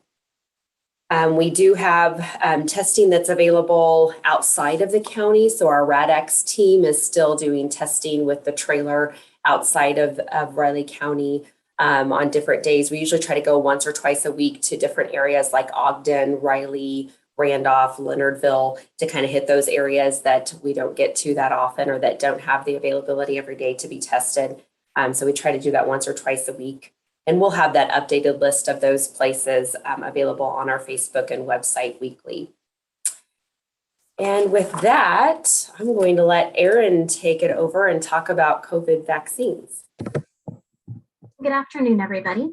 As to date, we can report that the health department has administered over 30,000 COVID vaccines. And if you've been keeping up with the news, there were a significant number of changes that came out from the CDC last Thursday. So on Thursday, they expanded the eligibility for different types of COVID-19. The CDC director approved mixing and matching COVID-19 vaccines. So what does that mean? It means if you've had 2 doses of Moderna, you can get Johnson & Johnson or Pfizer. If you've had Johnson & Johnson, you can get a second dose of Pfizer or Moderna or another dose of Johnson & Johnson. So the eligibility is basically dependent upon timing. So you can get another COVID-19 vaccine 6 months after receiving a messenger RNA vaccine. So Pfizer or Moderna, 6 months after your second dose, you're eligible for a booster. In the case of Johnson & Johnson, you're eligible for a second dose of the vaccine that you choose 2 months after your first dose of Johnson & Johnson. So this provides a lot of freedom to individuals to choose the vaccine that they feel they will be most protected by.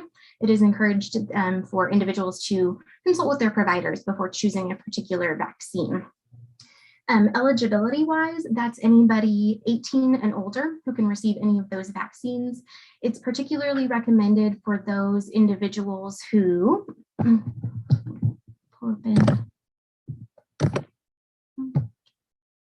it's particularly recommended for those individuals who have occupational risk, such as healthcare providers, teachers, those that work with the public. Also those age 18 to 64 who have underlying health conditions, as well as those who are 65 and older. We held our first Moderna booster clinic on Friday, and it went quite well. We were able to vaccinate 414 individuals with a booster. In November, it is expected that the eligibility for Pfizer will be expanded. The Advisory Committee on Immunization Practices is meeting to determine if they would recommend Pfizer vaccine for ages 5 to 11. This vaccine will be different it will be a lower dosage than that that is administered to adults. So stay tuned for more information on that, but we have a first dose and a second dose clinic planned in conjunction with some of the schools within Riley County. And we're just waiting on the green light from the CDC, from the ACIP and the CDC to be able to go ahead and schedule for those clinics. And then we can move on to the next slide. Thank you. Now we'll discuss a little bit about flu vaccines. During the 2020 to 2021 influenza season, flu rates were pretty much non-existent. This can be attributed to COVID restrictions. Individuals were wearing masks, maintaining 6-foot distance, as well as increasing their hand hygiene practices. As we move into the 2021 to 2022 influenza season, it is anticipated that people will be quite at risk for contracting the flu. This is because there's increased vulnerability to infection as schools are opening up, as COVID restrictions are being lifted. It is highly, highly recommended that individuals age 6 months and older get the flu vaccine for the year. At the Riley County Health Department, we offer 3 different types of flu vaccines. One is called the Flu Zone High Dose that's recommended for ages 65 and older.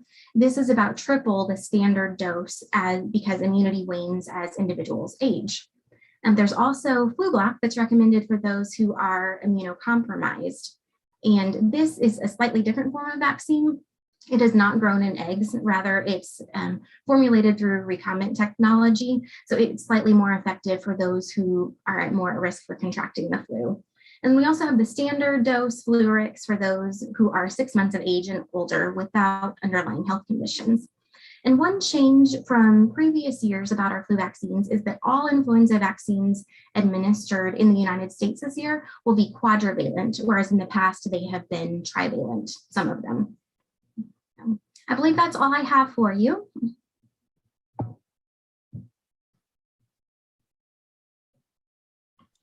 Did you have anything else to add, Julie? Yeah, I just a few more things.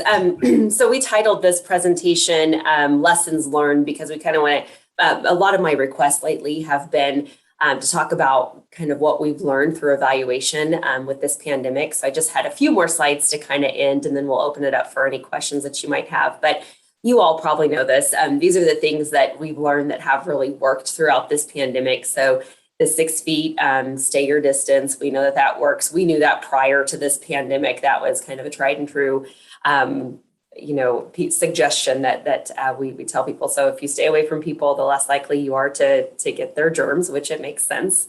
Washing your hands, you should be doing this anyway, but just a strong reminder, we're entering flu season. Please continue to wash your hands and use that hand sanitizer.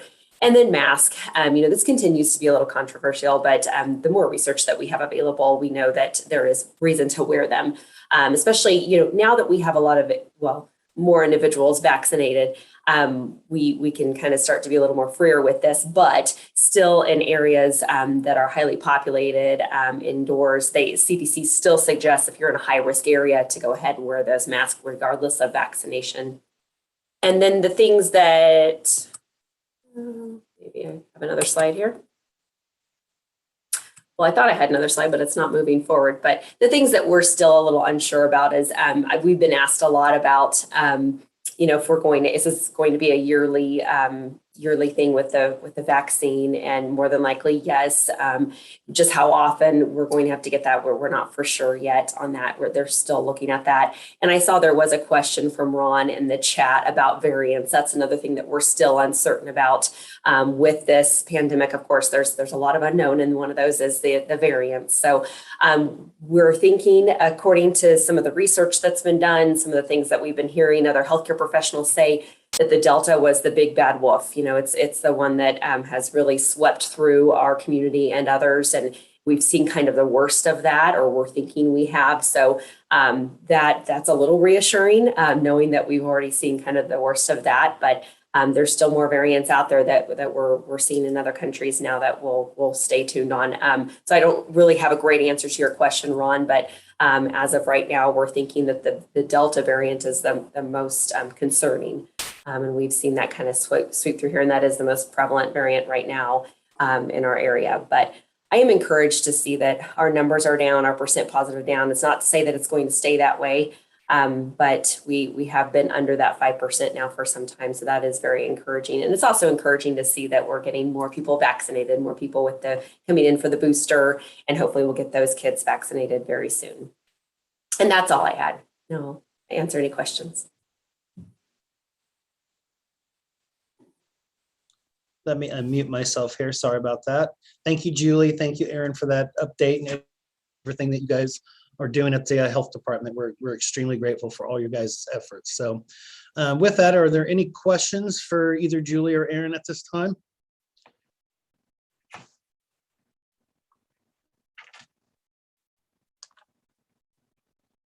Okay, well, seeing none, then we'll go ahead and move on to item number B on our agenda topics. And that's the upcoming November election. Believe it or not, it's next Tuesday. It's come up awfully quick, just kind of like the shortening of the days and the lowering of the temperatures. So with that, I'll turn it over to Riley County Clerk, Rich Fargo, who's in chamber, to give us an update on the election. Good deal. Good afternoon, everyone. Rich Fargo, Raleigh County Clerk. Yes, we do have advanced voting going on right now. It will continue the remainder of this week, 8 a.m. to 5 p.m. We're also open for advanced voting this Saturday from 8 a.m. to noon, and then open on Monday, 8 a.m. to noon for advanced voting. And by state law, we have to close advanced voting at noon. But of course, we are open on Tuesday, November 2nd, 7 a.m. to 7 p.m. at all the polling places. So there's still plenty of opportunity for people to go out there and cast their votes for the city school district election. Of course, there is a special question on the ballot as well. All county residents will have the opportunity to vote on the question and city or school board elections. So far to date, we've had 1,235. That was as of the end of business Friday. So we've had a steady flow. I've talked to the election advanced board workers this morning. There's been a steady flow this morning, and that's how it is that final full week for advanced voting prior to an election. We'll see definitely increased turnout throughout the whole week for advanced voting. So encourage people to get out there. I'd also encourage all residents to go out there and pull up their sample ballot on the Riley County website. It's a good reminder to which school district you're in. Many times those lines can be confusing, so I encourage people to go out there, see also the candidates that are out there, and they can start asking questions prior to showing up at the polling place. Or you can even you can pull up an advanced ballot there. You can even come into the office and be glad to give you a copy of a sample ballot. The last 2019 election, we had 2,499 people participate in advance voting. So wouldn't be surprised if we meet or exceed that. The 2019 election, there was a constitutional amendment on that ballot as well as a city sales tax question. So there's always little differences from election to election. So we'll see how it goes. Anyone have any questions on advance voting or on election day? Okay, seeing none. Anyone has any questions, feel free to contact me by email or phone, and we'd be glad to answer those questions. Thank you. Okay, I didn't see anything in the chat box either, so I'll give everybody one last time to ask Rich any questions on the elections upcoming next week. Okay. Now, I'll go ahead and move on then to item number 4 on our agenda, and that's legislative items of interest. We're getting, obviously, United States Congress is still working at this moment, and soon it will be January, and Kansas legislative delegation will be convening. So unless there's anything specific there that anybody wants to talk about or has questions about, I was going to have Clancy Holman, our county councilor, talk about one item of interest that's upcoming here next week. And if there wasn't anything else, then we'll just go ahead and move right through the rest of the agenda. And Clancy, are you with us? I'm here, Mr. Chairman. Thank you. Good afternoon, everyone. As Chairman Ford indicated, next week we have an event scheduled. That's our annual legislative conference with the commissioners. We expect 4 of our 5 state delegation members to be present. The format will be, in one way, very much the same as we've done live. This will not be Zoom. Board of County Commissioners believe this was a good opportunity to get everybody face to face with the delegation and actually talk about some of these issues that the Riley County has on its platform. So the structure will be very much the same as it's been in prior years. We'll have lunch beginning at, lunch will be served from 12 to 12:30. Nothing too exciting. It'll be box lunches, but nonetheless.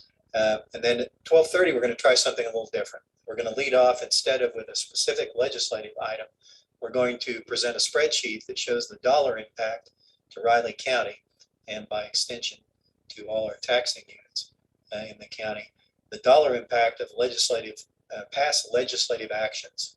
And we're focusing on those actions between 2013 and 2022. Things such as changes in the motor vehicle tax, the absence, the repeal of the mortgage registration fee, those kinds of things, and to actually kind of educate our delegation on the real dollar impact to Riley County of what may seem like an insignificant legislative change. So we think that's useful, and we're going to give that a shot. And then we'll proceed we'll have about half an hour of that, and from then on we'll go on down the platform with the same items that I've mentioned to you previously. Be glad to answer any questions if anyone has.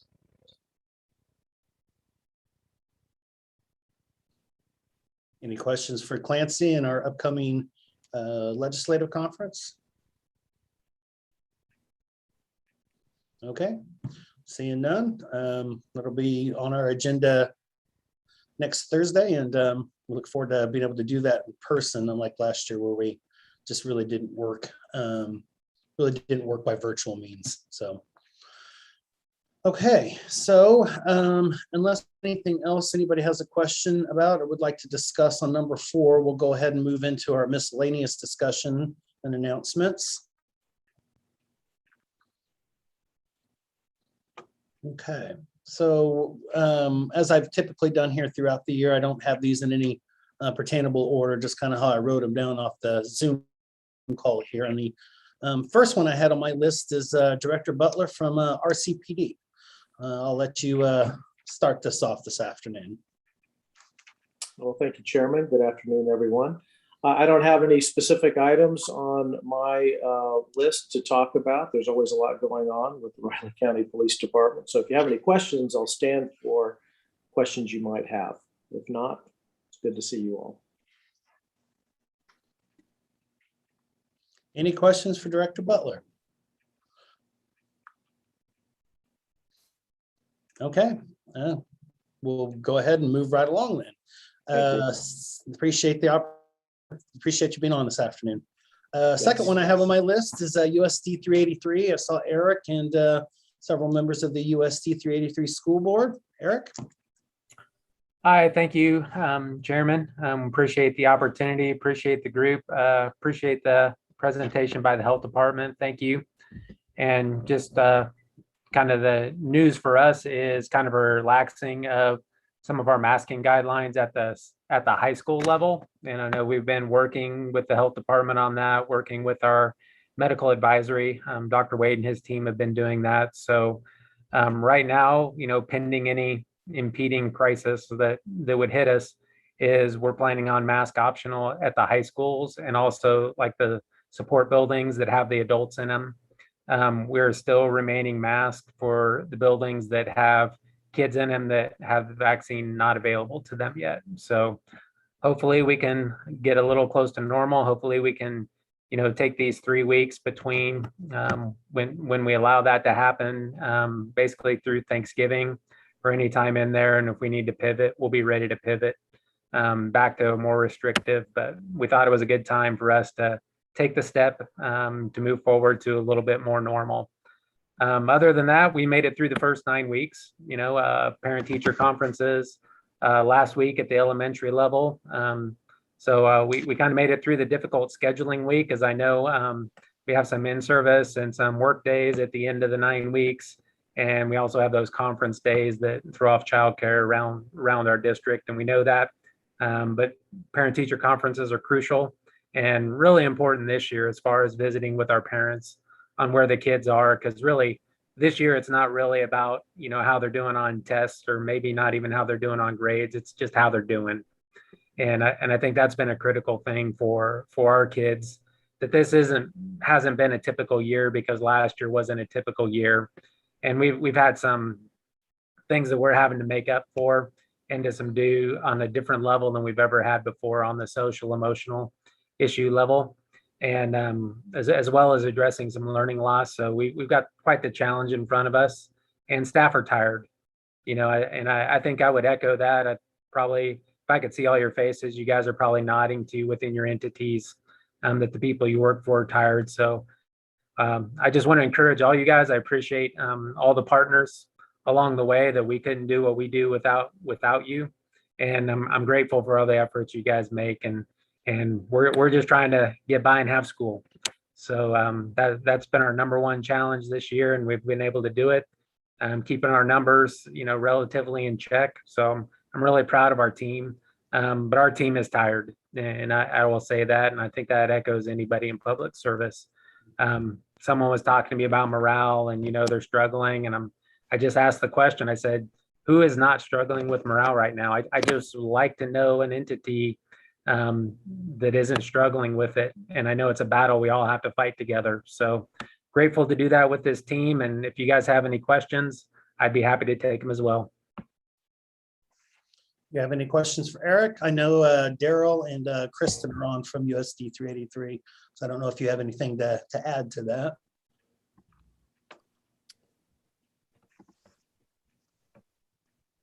I think Eric did a great job summarizing it. I think we're eager to see how the next few weeks of our experiment goes, and hopefully it goes great, and we can all get through the holidays together. I will throw in there too, one thing I did left out, we've been having some events that we haven't had for a while. Kristen reminds me, she's been posting up about the play. We've had the music concerts, the orchestra concerts. So, in a little restrictive environment, but as open as we can. And I've been really happy to see some of those events. We did a homecoming, including a dance and the festivities in a different way. So I'm really grateful to have a little bit more normal. Mhm. Okay. Thanks, everyone. Thank you. Come to think of it, I've seen plenty of pictures of homecoming on Facebook and social media. So yeah, I probably didn't see that last year, didn't make that correlation. So it's good to see.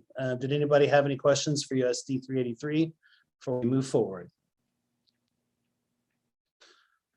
Okay, didn't see anything in the chat box either. So I'll move on to number 3 on my list, and that's Jason from the Manhattan Area Chamber of Commerce. Thank you, Commissioner. Appreciate the opportunity to be here today. We've had, as everybody has, a very busy fall. A couple of things I want to highlight.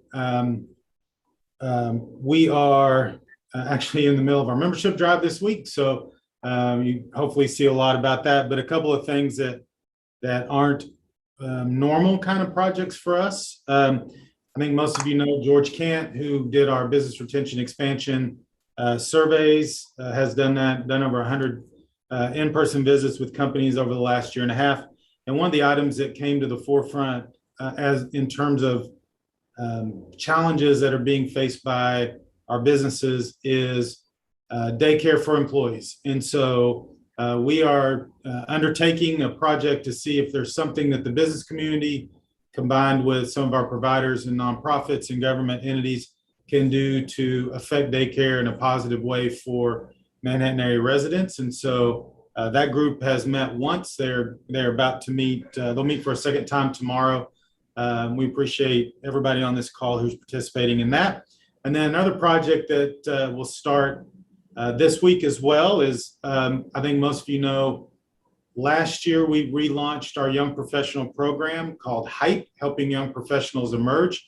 Well, we've had a request from some of our, I guess, more seasoned professionals to come up with a program that will allow individuals that are either close to retirement or have retired the opportunity to be more engaged. And so we have a steering committee made up of the targeted demographic of those individuals, and they're going to start working on a strategy to put together an older professionals group. So, and one of the things that they're very interested in is mentorships and working with the younger professionals. So anybody that has interest in that, let us know. George Kant, again, is helping coordinate that, but we can get you plugged in to that as soon as there's a plan. So a lot of other things going on, but those are two that kind of unusual for us in the space that we're working in. So. Okay, any questions for Jason in the Manhattan Chamber? Didn't see anything in the chat box either, so. Okay, seeing nothing. Thank you, Jason, for that update. Appreciate it. Next one I have on my list is, I see Kelly Pasco in Fort Riley. Hey, good morning, afternoon, I should say. I believe that our Deputy Garrison Commander is on as well. He was going to try to join us to give a quick update. If Steve's on? Yeah, I'm here, Kel. Can you hear me? I got you loud and clear. All right. Hey, team, good to see you. So it's been a busy month here at Fort Riley, Kansas. Of note for folks, we just completed what we call Warfighter 22-1. That was an external exercise that brought in about 2,500 people from Minnesota, Fort Knox, Kentucky, as well as Fort Leavenworth. That's both soldiers and civilians. So we had a lot of folks stand out in the local economy, which was a good thing for us. Talking about training, you're still probably hearing the loud explosions at night. That's going to continue for the next month or so as our 2nd Brigade Combat Team continues its training readiness. 287th MP Company just came back from Kuwait. Been gone for about a year. We're just overjoyed to get them back, and so you'll probably see them down in the local communities as well. Borough Year of Honor continues for us. Last week we celebrated the 6 Medal of Honor winners here on the installation, so it was a great event. And sadly enough, lastly, we had to say goodbye to our Command Sergeant Major Ray Harris. He moved up a notch and he became the 3-Corps Sergeant Major. But we're very fortunate, and we welcomed Sergeant Major Chris Mullinax to the team. So just like the rest of the team out there, we're getting excited about the holidays, and we're just going to keep leaning forward. So everybody keep your head up. You're doing a great job, and we appreciate all the support out here at Fort Riley. Over. Thank you for that, sir. And we certainly appreciate everything that you guys do and the freedom and protection that you provide us. Thank you as well. Is there any questions for Fort Riley? I didn't see anything in the chat box either, so. All right, I will stand down. All right, thank you, sir, for that update. Appreciate you very much. Next one I have on my list is Linda and the university. Thank you, Commissioner Ford. Good afternoon, everybody. I'll start off with COVID and where we are in the measures that we're taking with COVID. As far as masks go, we are still requiring masks when you're indoors on campus. And our guideline for changing that is we watch the CDC on their rate of transmission of the spread of the virus, and we've been sticking with that. So we decided to stick with it for now, and it's as long as the counties where we have campuses are in the red, the substantial to high risk, then we'll continue to require the face masks when indoors. When it drops below into the moderate to low, then that's when, and it needs to do that consistently for 2 weeks, and then we would drop the mask requirement. And then conversely, if the number goes back up after we drop the mask requirement, and if it continues to stay up for 2 weeks, and we would bring the mask requirement back for indoors only. So everybody got excited because I thought there was 1 week when it went down to the moderate category, and then it went right back up the next week. So that's our guidepost, is the CDC ranking there on the transmission rate. On Friday, we made an announcement. You probably heard about it in the news. That was through the Kansas Board of Regents to determine that the universities, because of our federal contracts for research, that put us under the jurisdiction of the executive order to mandate vaccines.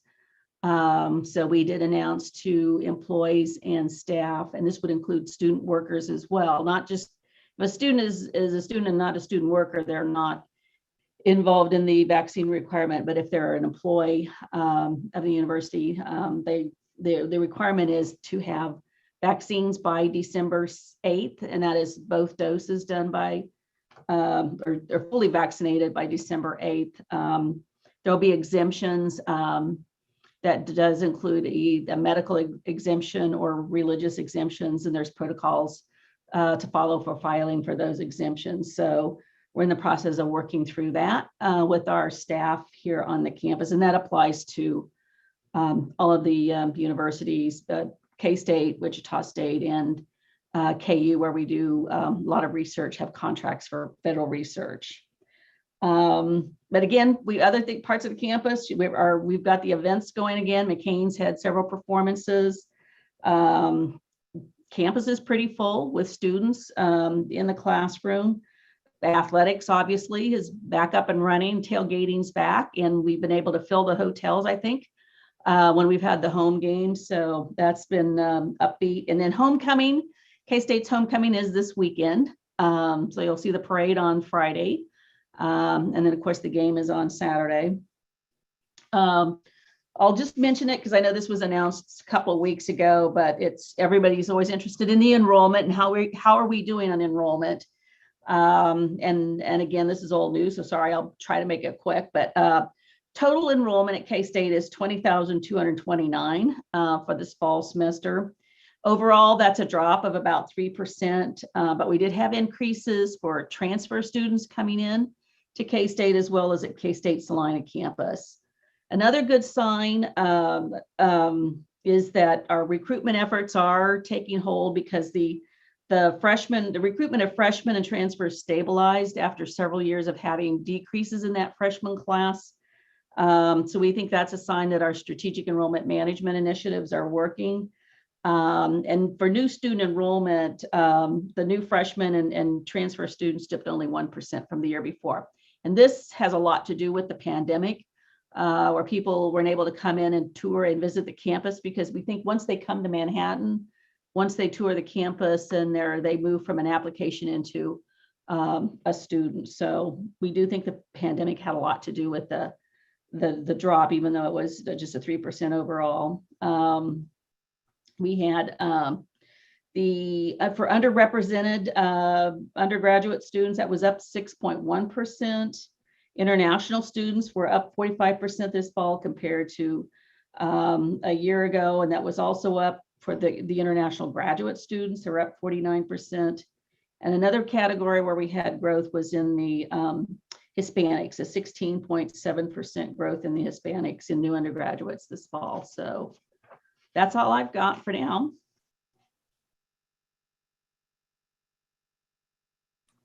I actually have one question for you, Linda. Since this vaccine mandate has kind of come in kind of towards the back end of October, is it manageable to think that there may be a handful of individuals, if they're getting the Pfizer or the Moderna, may not meet that December 8th deadline? And if so, is there some leniency in there, or is it just you don't have it? Sorry. I mean, question's been proposed to me a couple of times here over the weekend, and I don't know how to answer it. And that's what we're working through right now. We think there'll be a supply of the vaccine. And of course, we've laid out the time schedule too. So you need to get that first vaccine done by this date. And here's when the second one needs to be done. But we're kind of working through, the process. As long as people are showing a good faith effort to try to get the vaccines, that we're going to try to work through that and kind of watch also legally, just exactly what's in the order. But we think we're seeing nods from the federal level that as long as you've got, good faith efforts moving forward, that should be able to suffice. But again, we're still exploring that, but that's what we're looking at. Okay. Anybody else have any questions for Linda at the university? I might add, congratulations on retirement. I think everybody will agree with me in saying we wish you the absolute best and well moving forward. Thank you very much. Yep. January, you'll have me for 2 more months. So, okay. Well, actually 3. We're in October, November, December, and January. So, yeah. No, I've enjoyed working with everybody, and I'm staying in the community. Look forward to staying involved and engaged with the Manhattan community. So, good deal. Thanks. Is there any other questions or anything for Linda and Kansas State? Okay, appreciate that update. Go ahead and move on. See, Kristen Little's on from Senator Moran's office. Do you have an update for us, Kristen? Hey, good afternoon, everyone. We're back in Washington, D.C. this week. Nothing real formal as far as an update. Would offer up my email, though, if there are questions, concerns specifically that folks have. And I can figure out how to put that in the chat for you all. Let me know if I can be of assistance. Thanks so much. Okay, appreciate that. Next one I have on my list then is the City of Manhattan. I know I saw Ron and a couple of commissioners, so I'll turn it over to you, Ron. Thank you, Commissioner Ford. Good afternoon, everybody. Just a couple things to update you on. The City Commission has been, and the community has been working on a number of longer term policy and planning related issues. We'll start the formal development of the Manhattan Development Code. So that is the marriage, if you will, of the zoning ordinance, as well as the subdivision regulations into a new formatted code. And that will begin through the Urban Area Planning Board and the City Commission in the month of November. So we look forward to that. There's been a lot of discussion and participation by the community as well as the strategic plan with the Crossroads MHK. So we appreciate everybody's input into that process. That will also start formally here in November. Just some construction updates. Fort Riley Boulevard is open. That's been a state project there at the Wildcat Creek Bridges. So if you've been avoiding that area of the community because of that, you now might want to take that way because it has less obstructions there. Rosencutter at the intersection to the south is still closed. They've got some finished work to do there, but we're back to 4 lanes and a nice, great new bridge there at Wildcat Creek with turning lanes. Actually, if you're going west, the turning lane for Rosencutter starts on the bridge. So that's a big, long improvement there. Some new traffic signals as well. So we're pleased that that's back open just as we closed Kimball Avenue between North Manhattan and Denison. So that project will be getting started. That closure is going to be permanent there for into next summer at least, is what we're anticipating, where we'll partially open it back up to traffic. But looking, and one of the reasons we did a lot of work with Riley County to do Marlette and Denison and the College intersection, so we'd have at North Manhattan, so those routes would help alleviate the traffic. We are monitoring intersections on our signals to give more turn time out at Marlette and TCB and other locations. So if you see some longer lines forming, again, we're trying to monitor and we can adjust those signals accordingly. We've also got on Kimball Avenue out at Candlewood.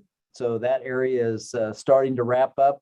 Schilling got most of the asphalt down Friday, and so that project is going well. They've got a little bit more asphalt work to do and some the median concrete brick paving to put in and then striping. So hopefully, weather permitting, they'll make some good progress there this week or next and get that back open for folks to utilize as well. And then still quite a bit of activity in Aggieville. Aggieville will be a focus area for quite some time. Working there at 14th and Anderson, some limited lane closures there as we're replacing some utilities as well as new signals there at the 14th and Anderson intersection, as well as 14th and Laramie, doing some new curb and gutter and sidewalk, putting in new pedestrian crossings that haven't existed before there at 14th and Anderson on the east side. That's all continuing, and if our weather holds, we should get that back open here in 2 to 3 weeks also. So that's going well. Still planning to have additional work in Aggieville that will focus on Manhattan Avenue, and that'll start on the Fremont side of things later this fall, and several different phases as we rebuild Manhattan Avenue through Aggieville from between Fremont and Bluemont. And lots of utilities to replace there, new water lines, sewer lines, stormwater, as well as individual connections of those utilities of water and sanitary sewer to all the businesses. So planning to do that in phases to try to minimize that disruption. So I know the other commissioners, several of the commissioners, Commissioner Morse, Commissioner Hassel, Commissioner Reddy are on. So if they have anything to add, that'd be great. Yes. Commissioners, anything to add to Ron's update?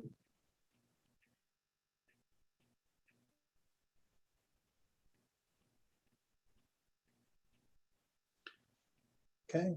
Commissioner Reddy said nothing from her. Commissioner Haddisfall, Commissioner Morse. Okay. Appreciate that update, Ron. I, for one, am very, very excited to see Fort Riley Boulevard open and doing well. I don't know how we ever managed to live without that new bridge, long overdue. So if there's no other questions, I'll go ahead and move on to the next one on my list. I think I see Craig from the Junction City Chamber of Commerce. You got an update, Craig? I do. How are you guys? Good. Okay, so we got a Mac breakfast coming up on this Thursday. That'll be the last one for the year. We're highlighting a lot of the military organizations. So AUSA, CKMCF, Lady Troopers, Old Troopers, Society of the First, Fort Riley Spouses Club, and the Flint Hills Veterans Coalition. We have our trick or treat on the 28th. And I know Steve and Kelly covered a couple of things, but one is the cab is coming back, the Aviation Brigade. 1-6 is already back. We look to see the rest of the brigade back the next month or two. So that's all I have. Any questions? Any questions for Craig or the Junction City Chamber of Commerce? Didn't see anything in the chat box on that either. So, okay. Thank you for that update. Appreciate everything you guys are doing over across the way in Gary County and Junction City. Last one I have on my list for the day anyway is Katie and Daniel from NBAF. Hey guys, good afternoon. I'm Daniel Garris, Outreach Coordinator for NBAF, and I'll be giving the NBAF update today. Katie Plosky, the NBAF Communications Director, is also on the call.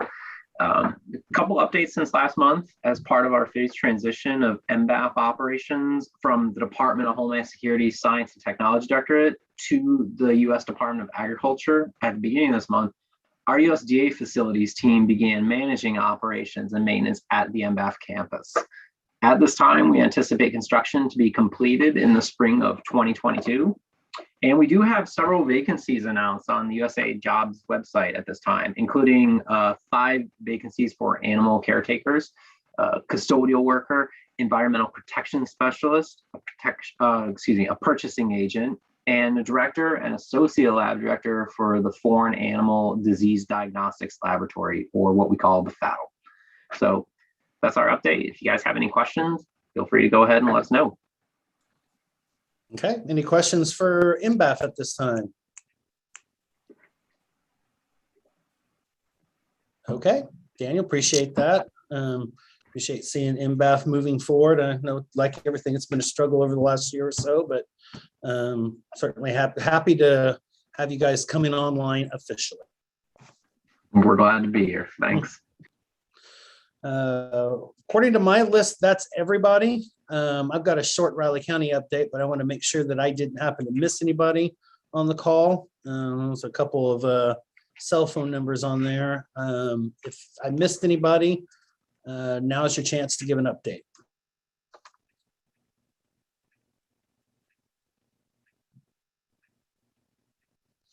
Okay, well, seeing nobody there, I'll go ahead and just tell you a couple other things besides what you heard from Riley County earlier that we're working on. We currently have an RFQ in place to start getting some qualifications and some potential design work on a new EMS, EM, fire, and EOC facility. Don't have a lot of specifics on that at the moment, but that's something that we've been discussing for quite some time. We've kind of put that together, and as of this morning, I'm told we have almost 20 applications for that. So we'll have the ability to work through that and hopefully start developing a plan and a strategy for getting that done and taken care of. We've also been working in the fall here of putting together a rural economic development committee that will maybe look at and adjust and develop maybe some development, some rural opportunities throughout Riley County moving forward.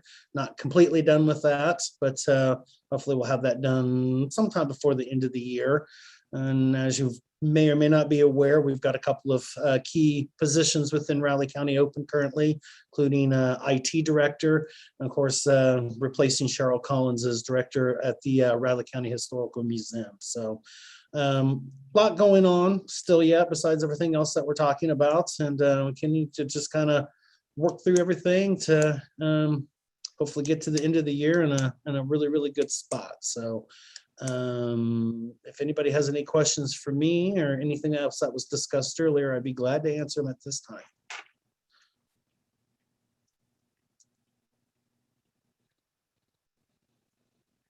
Okay. Just as a reminder, our next meeting day is Monday, November 22nd. It will be via Zoom once again.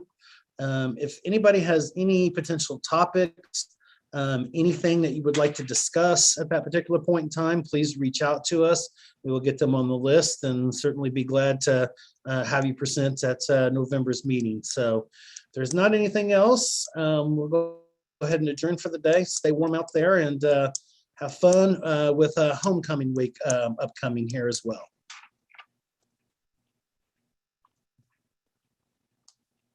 Thank you, everybody. Thank you. Thank you.